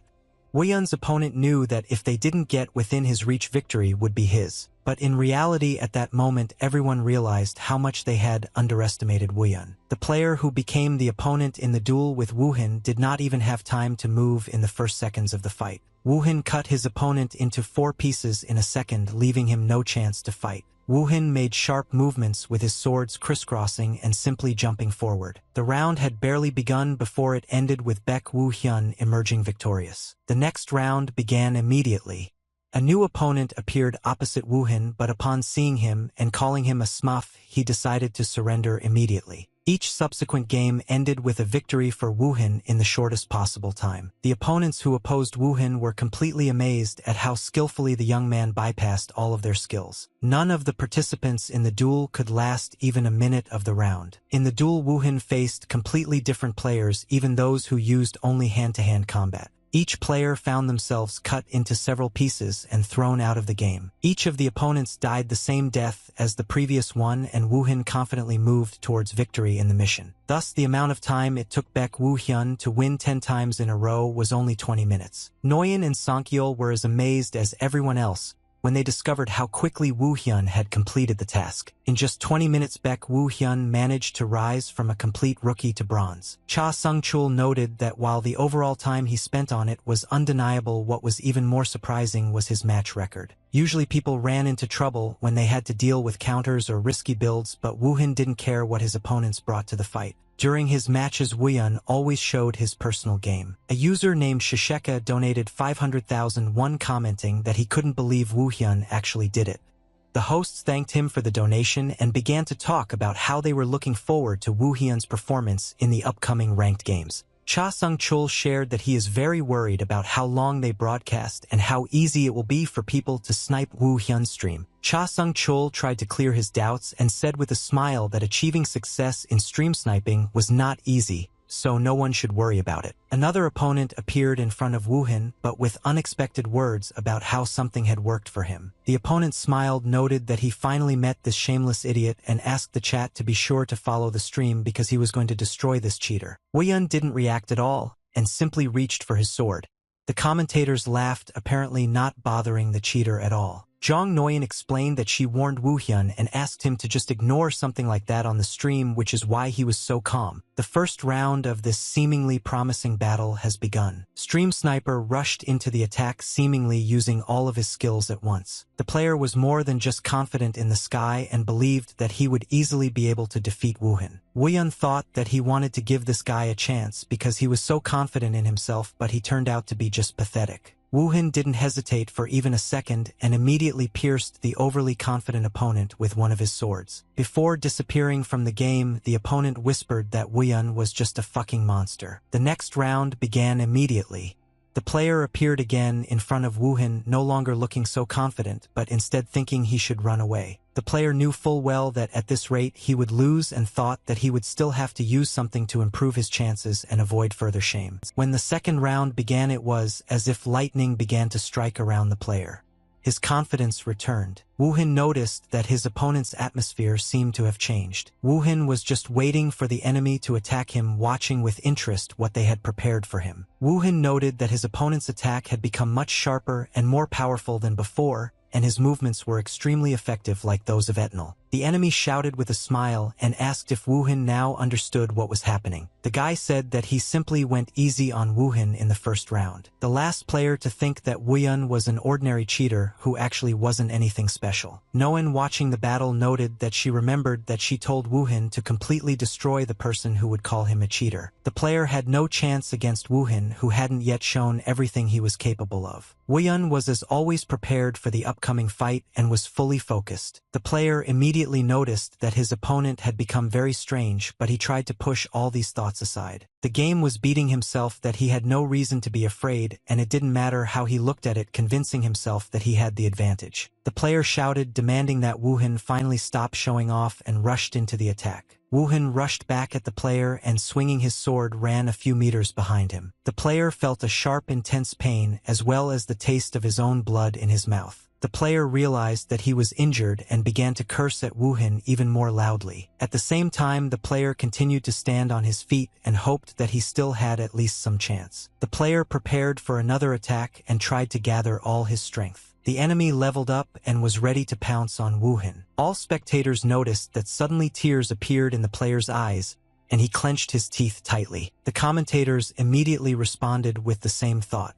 They decided that Woo Hyun was most likely deliberately not finishing his opponent. Cha Sung-chul noted with a smile that it looked like Woo Hyun was carefully following Naeon's advice. Naeon was slightly embarrassed, noting that she had indeed asked Woo Hyun to completely destroy his opponent. Woo Hyun completely exhausted his opponent and ended up sitting on the ground near one of the graves without the ability to defend himself. The player began to demand that Woo Hyun explain who he was through curses, but then he gave the player the opportunity to look at his reflection in the blade of the sword and asked to let him do the same to his words. The second round ended with a score of 20 in favor of Baek Woo Hyun. After this, Baek Woo Hyun continued his matches at an unstoppable pace and won 30 matches in a row. Jong Nguyen noted with a puzzled expression that Woo Hyun had already managed to reach the gold rank, and Cha Song-chul admitted with a smile that he never thought that this player would have a win streak of 30 wins on his first stream. Jong Nguyen saw users' comments asking Woo Hyun to share his build. She knew most people wouldn't want that, but she had to at least ask Woo Hyun about it. No one asked Woo Hyun if she could share his build, and to her great surprise he agreed without any problem. No one notified everyone that Woo Hyun had just agreed to talk about his build and she would publish it. That's where the stream ended.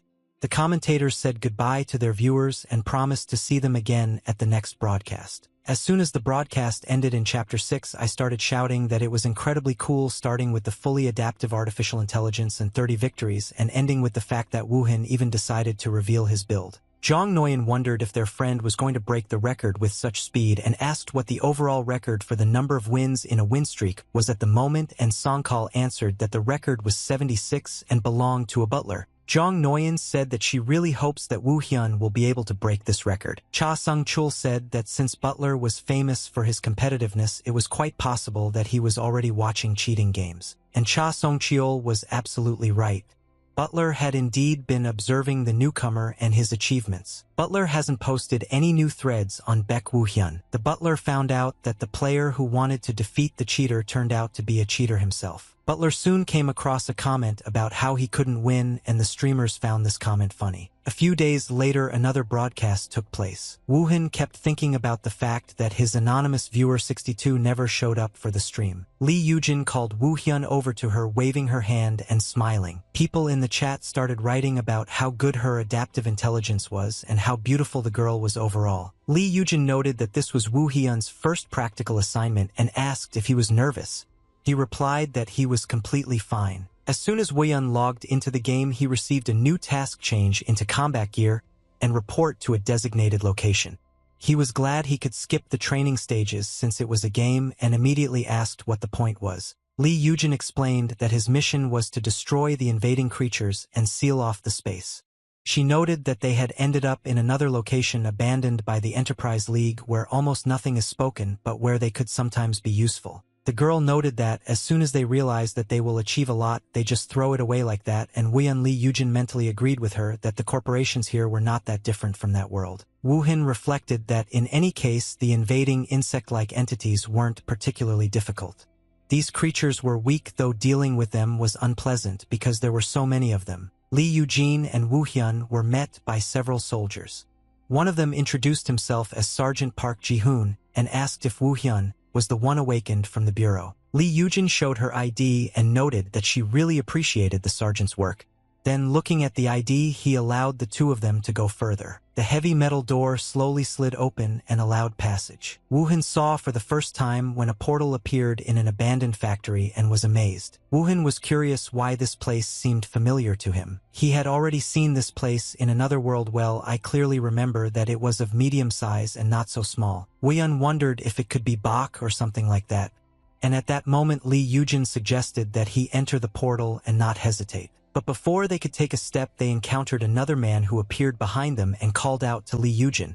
This man's name was Choi Hyun-chul, and he was an awakened member of Jumshin Electronics. Choi Hyun-chul asked why he brought the elder Lee Yujin to this place for a minor suppression, and the girl asked in response what he was doing in this place himself. Choi Hyun-chul replied that he was just as shocked as the girl, not expecting his mission to intersect with hers. Lee Yujin asked if he had been here before the mission.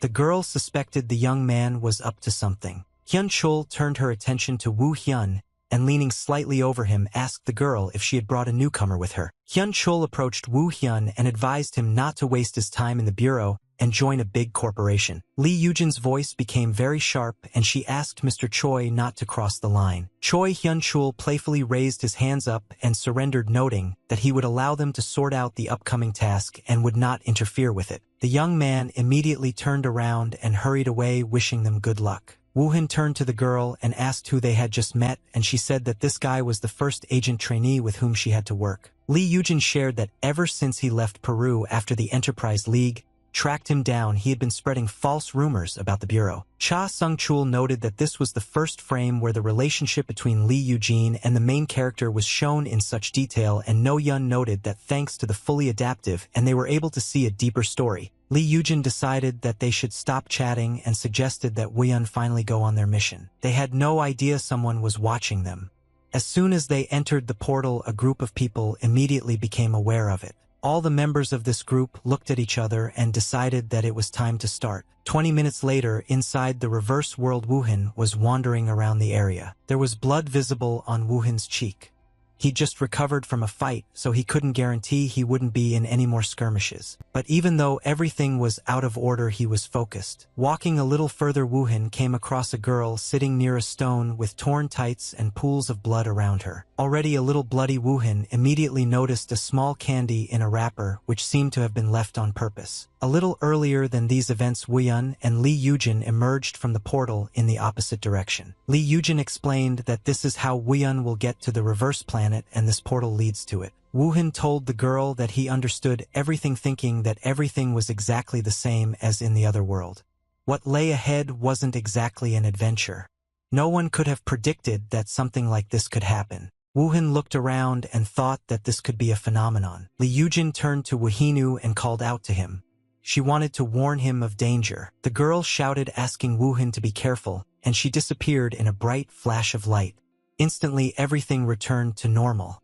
The forest was silent again. Woo-yun wondered if he could have appeared separately from Lee Yujin. Reaching for his knife, Woo-hun thought that the path was often divided by an external force. Woo-hun should have dealt with the insects first and only then set out to look for the girl. Woo-hun knew what to expect from these creatures and as usual was not worried. It didn't take long to deal with the horde of different spiders. Woo-hun used Thunder Echo and killed several spiders at once. Under the blade of Woo-hun's knife, the limbs of the spiders and praying mantis monsters flew in all directions. Meanwhile, Lee Yujin was also fighting the insects, which were becoming more and more numerous. The girl thought about the size of the forest and settled on the thought that it was more like a medium-sized reverse planet than a small one. Lee Yujin felt that something was definitely wrong. The girl hoped that everything was okay with Woo-hyun, but she was too carried away by these thoughts and did not notice how Choi Hyun-chul appeared behind her. Too late, Lee Yujin heard the noise and turned back. Hyun-chul managed to wound Lee Yujin in the side while smiling broadly. Choi Hyun-chul quickly jumped away from the girl, fearing a counterattack. Lee Yujin looked at Choi Hyun-chul's smiling face and asked why he did this, to which he replied that it could be called a secret mission. The young man replied that he was simply following orders and that there was nothing personal about it.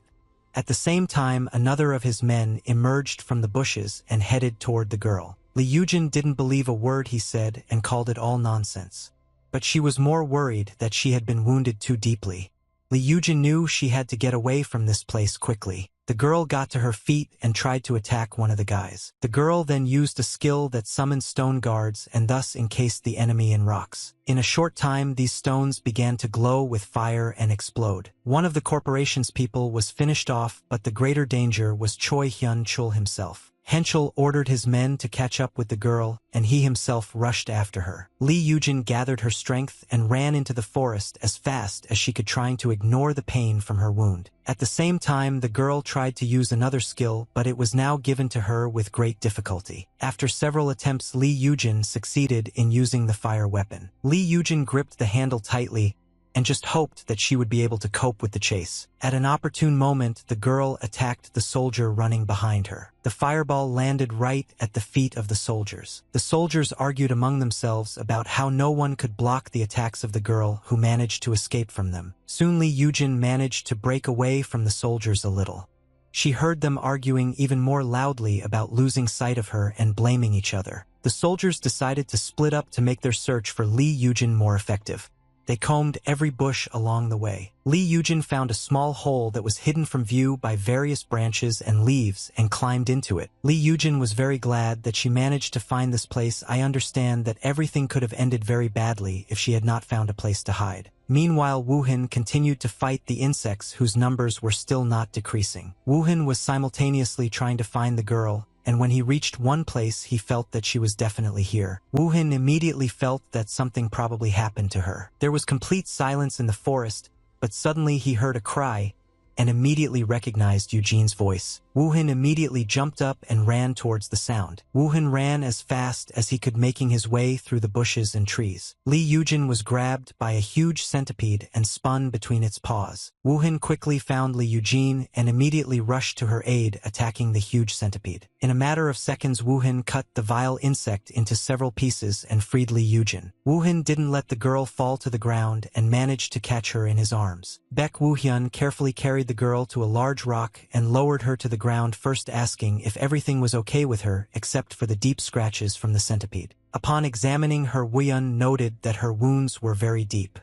He completely doubted that such an experienced girl as Lee Yujin would lose to some beetle. Woohin quickly realized that these wounds were caused by a skill attack and began to think about who could have done this. Woo Hyun also quickly guessed and asked Lee Yujin if Choi Hyunchul had done this to her, and she confirmed it. It immediately became clear that Choi Hyunchul and his people appeared immediately after that phenomenon and most likely in connection with it. Jong Noyan immediately realized that something was wrong with the game, as Choi Hyunchul usually waited to set up an ambush. Noyan asked Cha Sungchul if he thought it was because of the AI, and he replied that the only conclusion they could come to at the moment was a possible hidden plot, which was becoming quite an interesting twist. Lee Yujin said that she managed to escape her pursuers, but they could return at any moment, and besides, if she used her skills, it could reveal their location to these people. Lee Yujin noted that in that case Woohyun would have to get out of this place first, but Woohyun responded by asking the girl to simply hide somewhere and promised to take care of these people himself. Lee Yujin shouted as loudly as she could, trying to stop Woo Hyun, explaining that Choi Hyunchul was an awakened veteran and couldn't handle him alone, but Woo Hyun promised that he would be fine. Woo Hyun walked along the path and warned that he had his own plan. Meanwhile, Choi Hongkal's men stood near the river, still trying to find Lee Yujin. Choi Henshal was sure that they would find her since the girl was wounded and could not have gone far, and asked his people to search further along the stream. Choi Hyunchul was about to go down,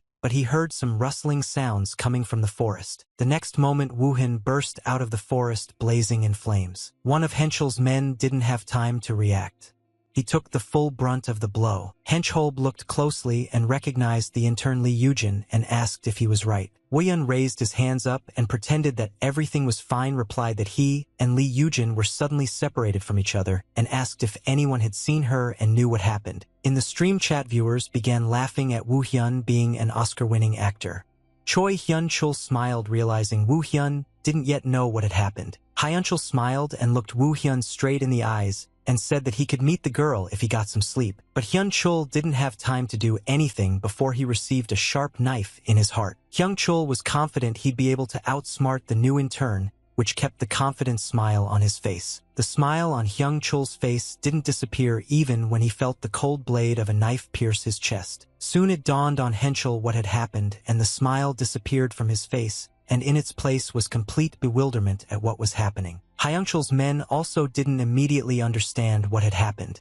They surrounded their home and looked at each other in confusion. Woohin immediately disappeared into the nearby bushes, leaving the boys alone. One of the guys decided to stay with the boss and give him first aid while the other went after Woohin. But as soon as the soldier stepped out from behind the bushes, he discovered that the trainee had already disappeared without a trace. The young man looked around, realizing that he could not run far in such a short time. Woohin, choosing an opportune moment, jumped from the tree behind the fighter when he was peering somewhere into the thicket. The fighter didn't even have time to notice whose presence it was before his life was cut short. Meanwhile, his comrade was trying to save their boss.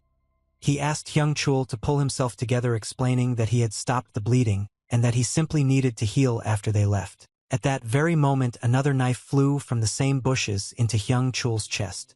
None of the boys expected such a thing to happen. The fighter cursed the trainee who was playing such bad jokes on them. Soon Woohin himself emerged from the bushes. His eyes glowed a bright yellow. He was focused and completely calm. The surviving fighter asked where his comrade who had rushed in pursuit was, but Woohin did not answer him. Woohin tilted his head slightly to the side and raised his sword. The fighter immediately recognized the sword. It belonged to his comrade who had given chase. The soldier, realizing what had happened, became extremely angry.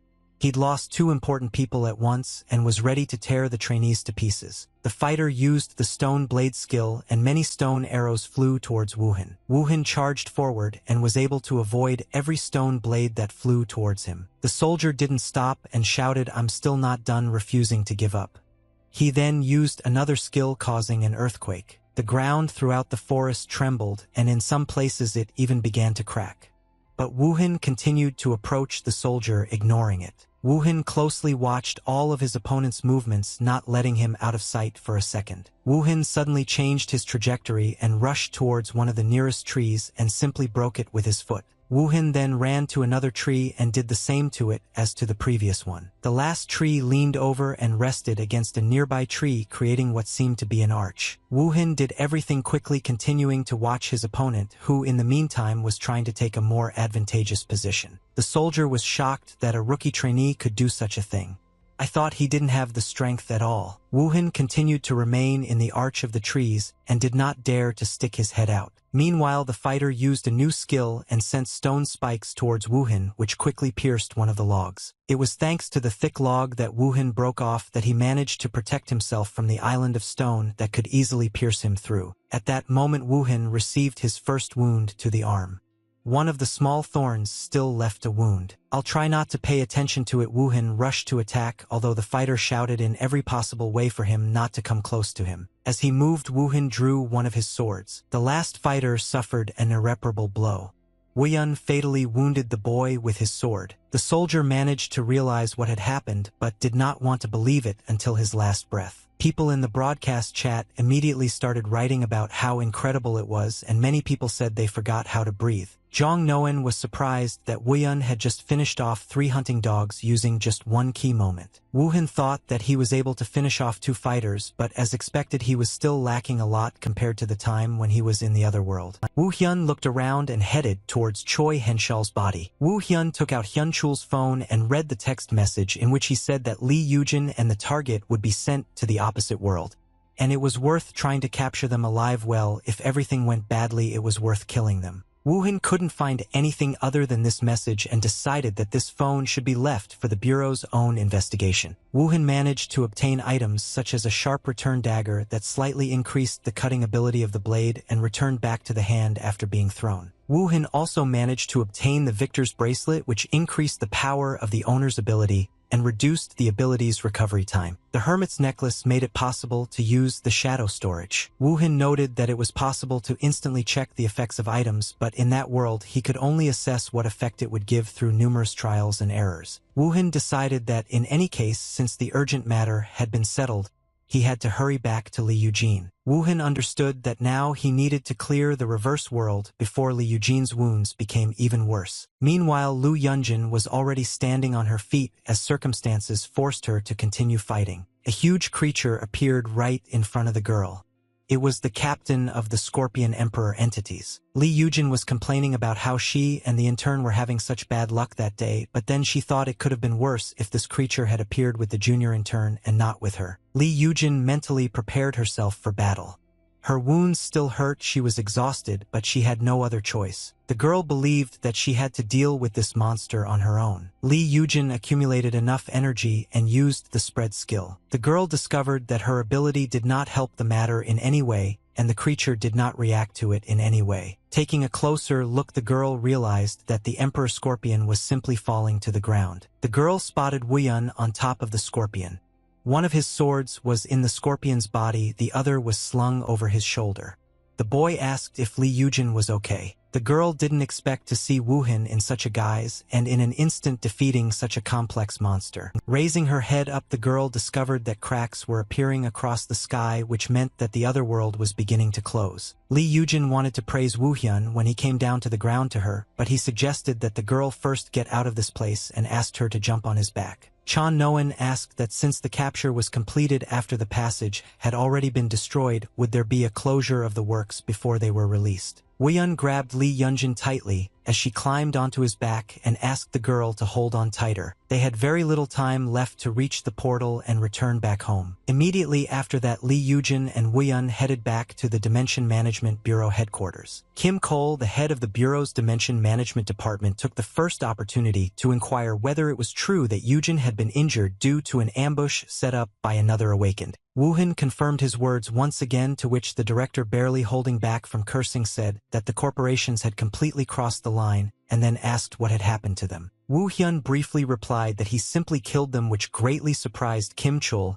and made him ask if he did it himself and how he managed to do it. Woohin remembered the moment the Bureau found him, and it seemed strange to him that the director was even asking such questions. Looking at the young man, Kim Cole suddenly remembered their first meeting, and his questions about his abilities disappeared. When the supervisor asked for evidence, Woohyun provided him with Choi Hyun-chul's phone number. She said there were signs that he had received instructions via text messages, but this could not be verified further because everything else was blocked by the security system. The head of the department replied that thanks to this, the investigation would go smoothly, and asked Woohin to leave the rest to them and take a break, which he did not argue with. Before Woo-hyun left, the office manager Kim asked him to wait a minute. The manager said that everything that was said was just out of concern and promised that they would have another chance later. The manager looked the young man in the eyes and emphasized that he needed to calm down until then and asked if he understood what was being discussed. Woo-hyun looked down at the floor and assured that he understood everything perfectly and then headed for the exit. Jong Noyeon noted that Woo-hyun's first mission was finally completed, and Cha Sung-chul emphasized that it was much more spectacular than they had expected. Sang Cheol hoped their viewers were also pleased, judging by their reactions.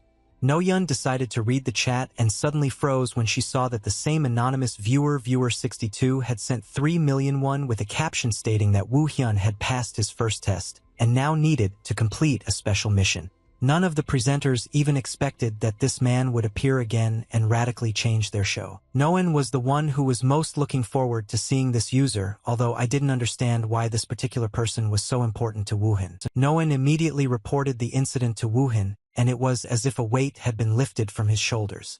Woo-hyun felt a slight sense of relief. Noyeon sent screenshots so that Woo-hyun could see everything with his own eyes. Woo-hyun studied everything and after thinking it over asked Noyeon to just continue streaming for now, to which the girl agreed. Cha Sung-chul realized that something was going on and whispered to his colleague what had happened, but the girl didn't show it and assured him that everything was fine. Noyeon was surprised that Cha Sung-cheol was even asking about it, as if she hadn't noticed the donation window.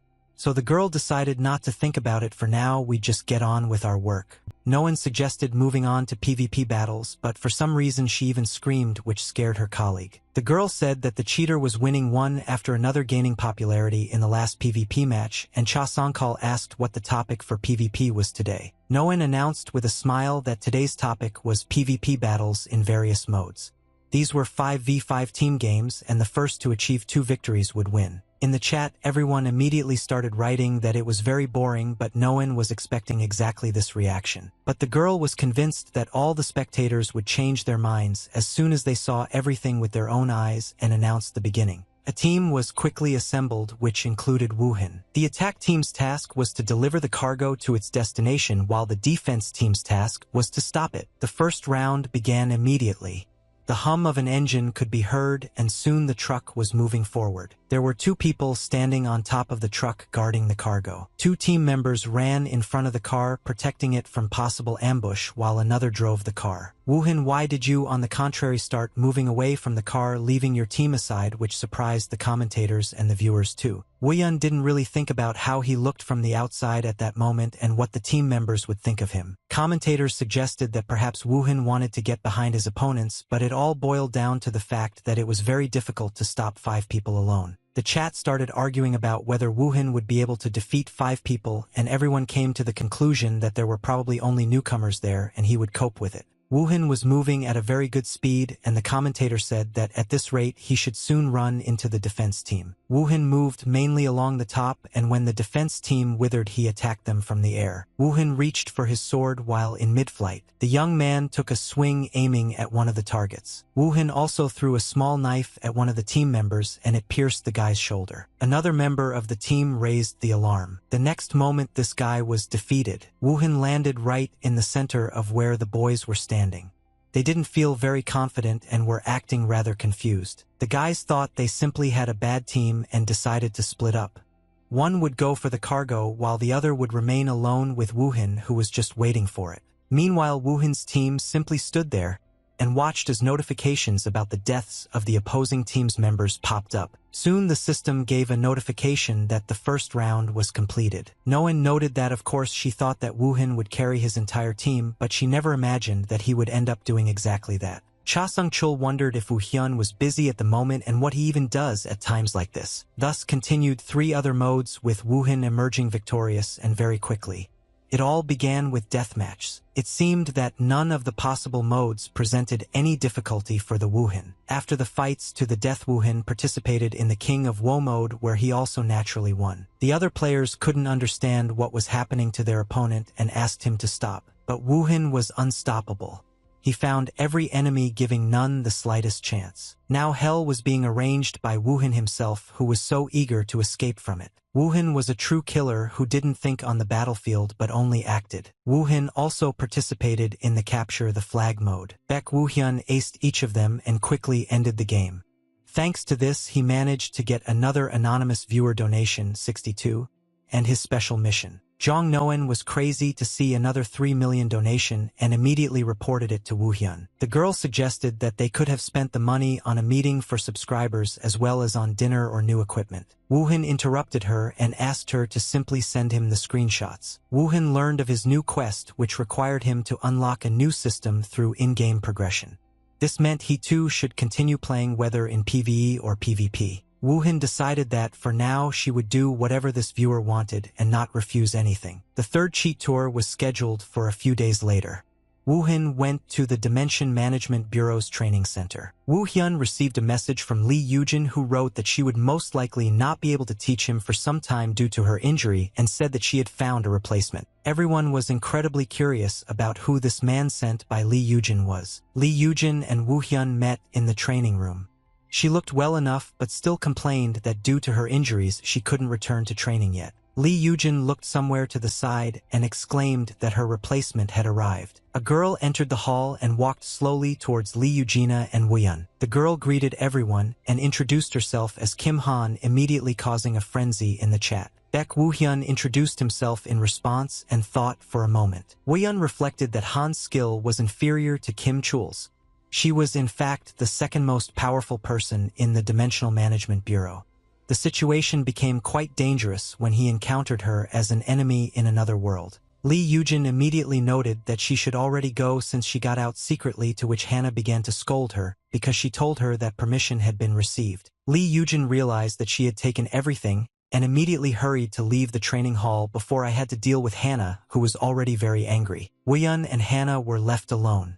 They spent only a short time in silence due to the awkward situation with Lee Yujin. Hannah turned to Woohyun first and asked if he used a long sword or a short sword, and then he answered her that he used both. Khan was given such an answer and a task that made her really want to test this guy's skill level. Hannah suggested that they start with a duel, and he wasn't particularly opposed to it. John Nguyen and Cha Sung-cheol were amazed by how the game was unfolding. It seemed like pairing was a common occurrence for such players, but Cha Sung-cheol claimed there was something more to it. Cha Sung-cheol emphasized that not all players used a sword, but this was only because Woohyun was the main character. Cha Nguyen realized that this was indeed the case and was also horrified when the chat noted that most of the players were skill users. Cha Sung-cheol said that he thought that AI would have limitations even if it was fully adaptive, but it turned out that this was a completely different plot twist compared to other users. This meant that the game had the ability to progress with a completely different story depending on the player's actions. This could easily be compared with reality. When everyone realized this, most people got goosebumps because it was simply unbelievable. No one could wrap their head around this kind of NPC behavior.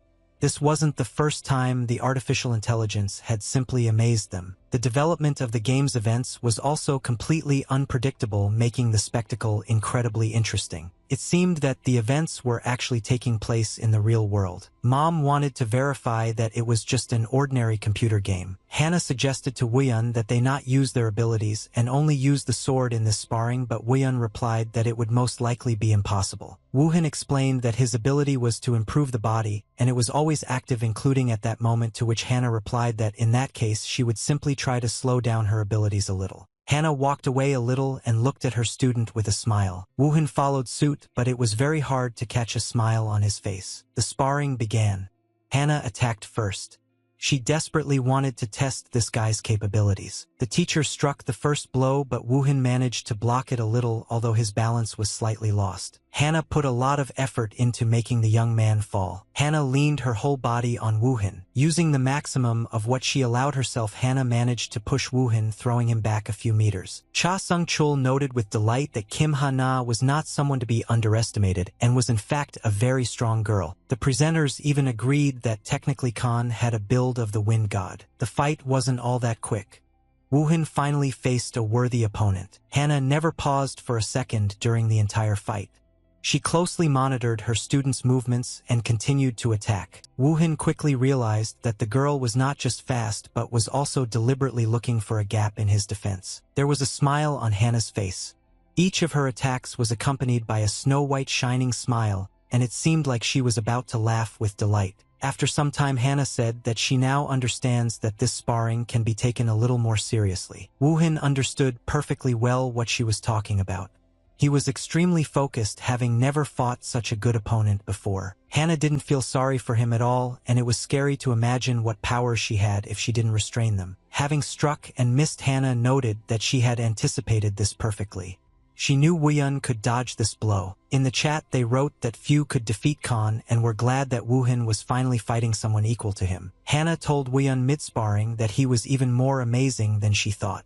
But Woohin thought that if this were his real battle, his chances of winning would be about 20% since he was so far behind compared to when he was in the other world. Hannah asked Woohin who he studied with in Fedhoveni, and he replied that he was self-taught. Hannah was surprised that he was self-taught but had reached such a level, and after thinking a little asked the guy to follow her, explaining that she wanted to show him something. Soon they came to a hall where various weapons hung on the walls.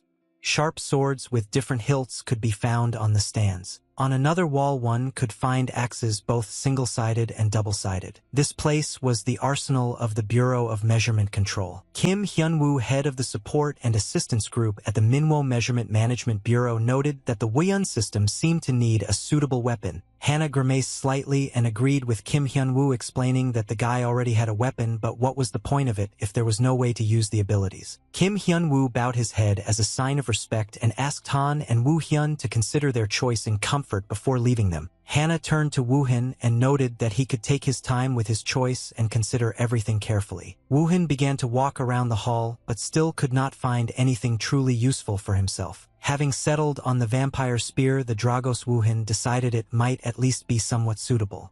This spear increased the cutting power of the spear blade and also absorbed the blood on the blade, healing the wielder and granting control over the blood. Woohin was about to say that he had made a choice, but suddenly something else caught his attention. The young man turned and looked behind him.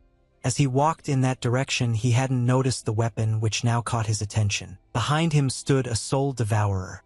It was the Sword of Eternal Death, the first effect of which could not be undone. This sword increased its cutting power depending on the number of souls it absorbed, healed its wielder, and several other effects were sealed, meaning they could not be unlocked. Woohin picked up the sword and wondered why it was in such a place when it should have been on the black market.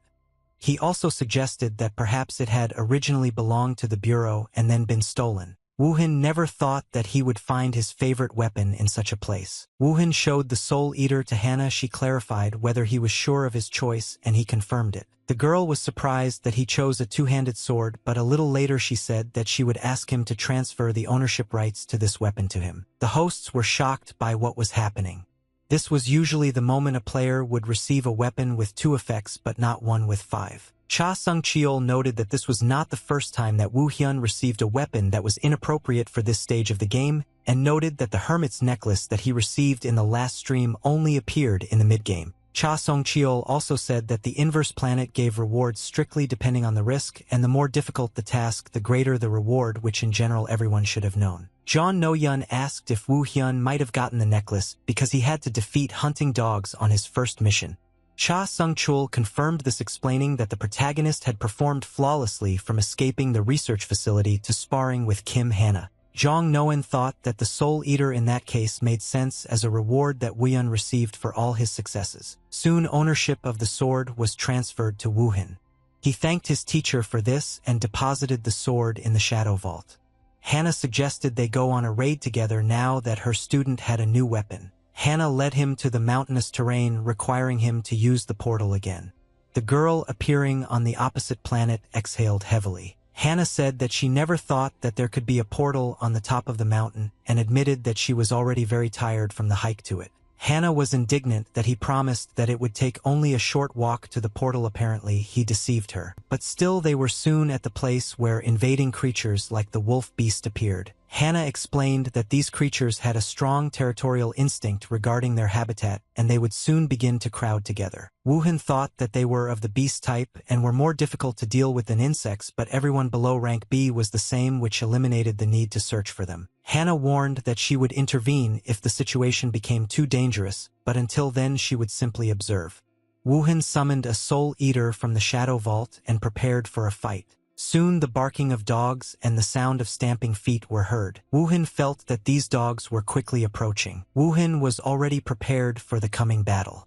His eyes lit up again. He was again confident that he would be able to easily defeat these dogs without much difficulty. Woohan waited until the wolves were close enough to launch the first strike at full force.